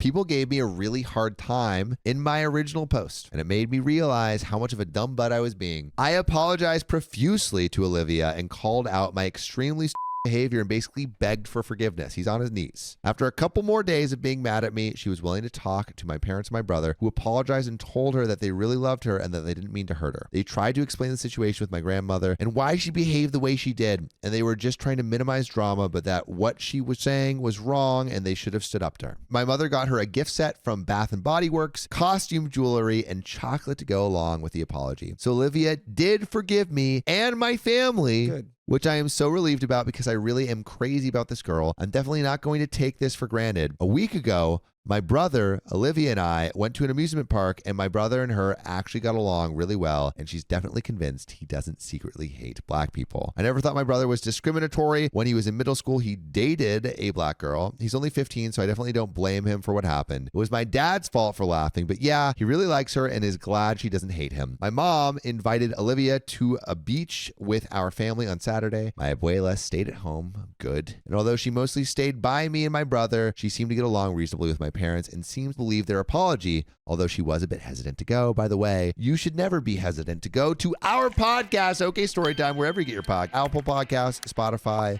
your favorite podcast app. Just search OK Storytime. Correct. I have told my grandmother that if she wants to be actively part of her life, she must apologize to Olivia. I do think OP is doing There you everything go. right after the initial. Yes. I won't say wrong, but like not doing enough. After the initial, right. not and doing again, enough. all of this is informed by he didn't know his girlfriend could speak or understand the actual language. Of course, she could pick up on the vibes either way. But it's like the people who needed to apologize, which are the husband and the dad and the brother, are apologizing.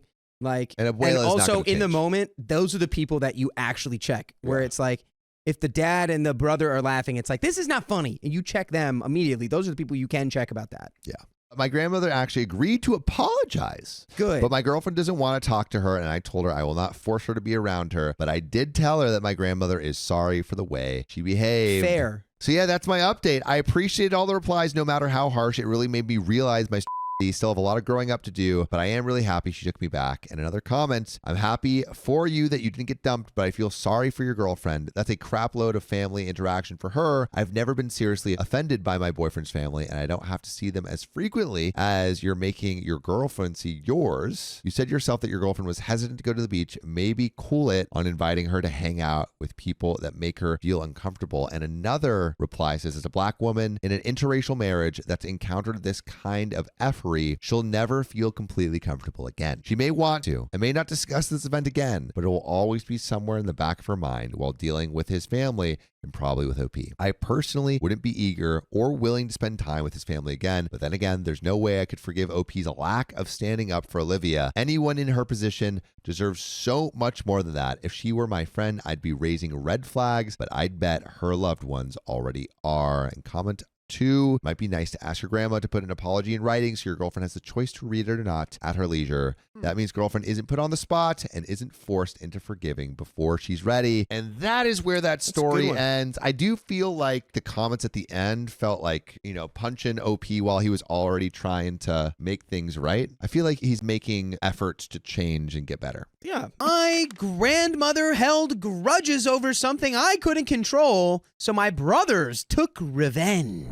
Oh no! That's the grandma talking. This story is about my paternal grandmother, who I will call Miss Fuhrer. It takes place over the course of about 1 year in the blessed pre-vid times. Before we get into it, however, let's give you some background on Miss Fuhrer and my relationship with her. By the way, this comes from user VLNTNWBR, and you can submit your stories on the r/OKStorytime subreddit. So, Mrs. Fuhrer owns 2 houses next to the school I attended before leaving my hometown to study at university. My dad used to pay me to do some chores around her house, which she wasn't able to do herself due to some disabilities stemming from long-term booze consumption. I've heard stories about her horrible behavior from different family members and know she was divorced 5 times. While working for her, I quickly realized how difficult she could be, but I always thought my family members were exaggerating. That was until this story happened. So let's get into it. Back in the summer of 2018, I was visiting my parents in my hometown. I had been living elsewhere for about 3 years at that point. I decided to visit Mrs. Fuhrer as I had a pretty good relationship with her back then. I was one of the few family members that was actively in contact with her for other than financial reasons, and she seemed excited about my visit as we hadn't seen each other in person for about a year. When I called her to set up the time and date, she asked me whether it was possible for me to borrow my mom's car, I don't own one myself, to help her pick up some furniture she wanted to add to a room for a live-in housekeeper, ICU. I cleared everything with my mom as I thought it wouldn't be much trouble. The day came and she picked up so much furniture it barely fit into the car, but everything seemed fine. I carried the furniture into the designated room through 3 very narrow staircases. It was a very old house in Germany. Afterwards, we had some coffee and cake together before I left. I then dropped off my mom's car and headed out to party with some friends from school whom I hadn't seen in a while. The next day was when everything began.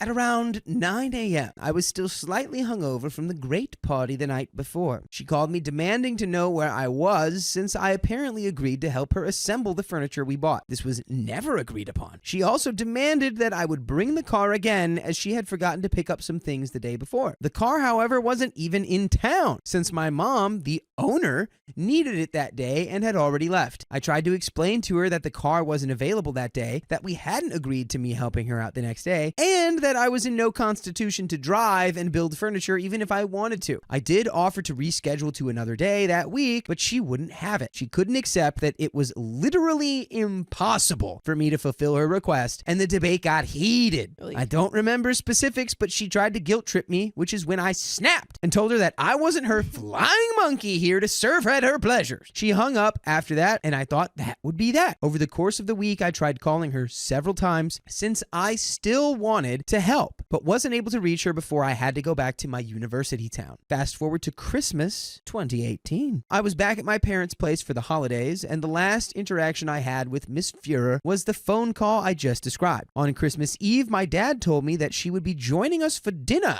as was tradition, and that she wanted me to pick her up. Now, due to my dad's job, it was up in the air whether he would be able to join us that evening. So he added that Miss Fuhrer would only attend if he was also there. In case he wasn't, I was just supposed to pick up the presents from her place. As it turned out, Dad had to work that night, so I just went and picked up the bag of presents. This was an ordeal in itself. I drove to Miss Fuhrer's place, parked in front of it, rung the doorbell, and waited for her to open. This could usually take a while since her house is big and she isn't the fastest anymore due to the aforementioned disabilities. After a longer time than usual, I called her landline to inform her I was there. She picked up and told me she was still in the bathroom and would be right there. It took her about 10 minutes to get to the door, which it usually takes 1, during which I was waiting in the snowy streets at -5 degrees Celsius, 23 degrees Fahrenheit for my American friends. When she came to the door, she handed me the bag of presents for my parents and brothers. She also asked me to wish everyone a happy Christmas and added that she was hoping I would enjoy my present. Ooh, I see you. She got a cold for Christmas. She got a cold? She got a cold for Christmas? She got a cold for Christmas. Christmas. I think she gave her Christmas cold. So I support that thinking. I thanked her, said my goodbyes, and drove back to my parents' place to enjoy Christmas Eve. Evening had come. We've had dinner with my mom, her mother, a lovely woman, and my 2 younger brothers. We already had unwrapped most of the presents before dinner, as we usually do. All in all, a very pleasant and typical Christmas Eve for my family. After dinner, we've started drinking homemade mulled wine when I remembered I still had Miss Fuhrer's gifts and handed them out. Me and my brothers each received an envelope with a card in it, but suspiciously, mine differed in size and color. I opened it and read its comments. Now, this is where the fun begins. While my brother each received a complimenting message with 50 euros enclosed in the card, I received a scalding letter saying she was still devastated by my behavior the previous summer and that she was expecting an apology for the disrespectful way I had treated her. Now, remember, her demands were literally impossible to fulfill. I'll admit I snapped and said something that could have been taken as disrespect, but continued to reach out wanting to help her while I was in town. I didn't really know how to react. I was speechless and threw the card on the table before going to grab another mug of mulled wine. When I got back from the kitchen, the older of my 2 younger brothers had read the card and loudly exclaimed something akin to, "What the actual F?" At that point, everyone had noticed something was wrong, and I read the card out loud. I don't remember the exact wording. I then told them about what happened during summer. Nobody could really believe how insane Miss Fuhrer was, especially since she had been quietly planning her revenge for about half a year. Also, gotta check myself. I did not. That improvised song was wrong because it wasn't last Christmas. It was last summer. I don't even know who you are anymore. Something cruel I summer. don't even know who you are. Is there a song about cruel summer? Or was that a movie? Wasn't that Cruel Intentions? The aforementioned Actually brother, who had some extra money due to a paid internship, asked the youngest of us 3 whether he needed the 50 euros and offered to pay it himself, as he wanted to take all 3 cards and throw them into Miss Fuhrer's face. My youngest brother refused the monetary offer, but loved the idea, so that's what they did. I don't really know what happened afterwards. All I know is that Miss Fuhrer was not expecting that reaction, as apparently no one in our family had ever stood up to her the way we did. This concludes the Christmas part of the story. We didn't really dwell on the topic for the rest of the holidays and still had an amazing celebration together. Now fast forward to the summer of 2019. Summer of 2019. I don't have a song for that. I had a summer 2016. Summer of 2019. Yeah. Summer, not stealing your card, coming to my house. We were so... All right, now we're going to keep going. My parents had planned a big family reunion to celebrate a couple of important dates in their lives coinciding, major birthdays plus a significant wedding anniversary. That party was the first time I interacted with Miss Fuhrer since the Christmas incident. I acted as if nothing had happened since I didn't want to cause a scene on my parents' special day, with most of our extended family being there. This is a rare occasion since the family is spread around the Western world, mostly Western Europe and the United States. We were together for about a week in my hometown, town, going to different dinner places every night, and had a great and memorable time. I even got along with Miss Fuhrer, albeit superficially, and only in group settings. We never talked one-on-one. One evening, we were having dinner at a really nice place, and she came over to the table me, my brothers, and my cousins sat at. They all know what had happened during the previous Christmas and were pretty angry with her. She asked whether I was willing to visit her one-on-one so we could have talked about what happened. I was happy to, as I don't like to hold on to grudges, but asked her that we talk at eye level like adults with mutual respect, as she had a tendency to twist the truth to suit her needs. She steps on a chair and she's like, all right, we can talk now. She's great. Yes, we can talk now that I'm 10 feet tall. She agreed and asked me to call her to set up a time and date after the week-long celebration was over. A day later, I received an email from Miss Fuhrer stating that she no longer had any interest in a conversation, as it was apparent from my demands that I hadn't grown and wasn't ready to apologize. Oy, oy, oy. It's like my demand that you don't stand over me like some sort of barn owl. And hoot aggressively. Yeah, and aggressively hoot at me while I talk. Stop it. Flapping your wings. And going and turning your head 360 degrees. Yeah, I really don't like that part. That part we could do without. That's crazy, man. Shout Owls, out- what are you doing? Shout out owls. Like, We're dude, freaks. no one's behind you. No. Relax. No one's looking that way. So she also wrote that she wasn't able to speak to me on eye level as she had much more life experiences than me. Again, I didn't really know how to process this. I still don't, but enough time has passed that I have stopped caring about my relationship with her. And by the way, I will never stop caring about your relationship with the full episodes of our podcast with stories like this. And if you want to listen to them, all you have to do is go on Spotify or Apple Podcasts or wherever you get your podcasts from and search OK Storytime. And there you will find the archives. And they are complete. You can listen to every episode. And now before we finish this story off, because we do have a little bit of story left, right? This lady sucks. This lady sucks. I wholeheartedly That's my agree main- with that take. That's my main takeaway is this lady sucks. Oh boy, does Get her this out of your lady life. stink. Get her out of your life. You don't need her. Yeah, guys, we can like cut people off. 2025 is about cutting people out of your life. Yeah, 2025 is cutting all of the people who suck out of your life Yeah. without any excuses Yeah. or No you ifs, know, ands, or buts about it. Get them out of here. It's just the way it is. It's just the way. It's just the way it's got to be. And ain't that just the way? And ain't that just the truth?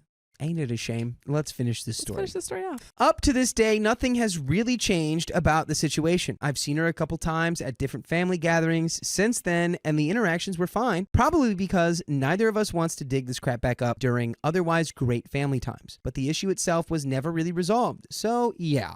That's the story about how I learned that the reported insanity of my grandmother, Mrs. Fuhrer, was not exaggerated. It might be mild compared to other stories on here, and I'm very happy that I have the rest of my loving and supporting family to rely on, but it's still something that has changed me in a way, so I felt like sharing. I hope you enjoyed reading. And that is the end of that story. And yes, I think you can like leave your horrible grandma Leave on her the in the outside. past. Leave her in On the the outside. dust. On the outside looking Drive in. her to the desert. Leave her there. Don't worry. There's water there. And there's a little town, and she's going to, get. Don't worry. Meet If God's the light locals. favors her, she will find her way to water. Also, she's so old, she probably knows instinctually She where the feels it. water is. And she's so because high of up how on her horse experienced she is. that she'll And figure the it view from her high horse allows her to see where water level truly lies. out. But that is the end of that story. It is, and don't leave your grandma stranded in the desert. Don't do that. But we're going to have to strand you because that this is desert. the end of this episode. Yeah. So, We love you. and see you tomorrow.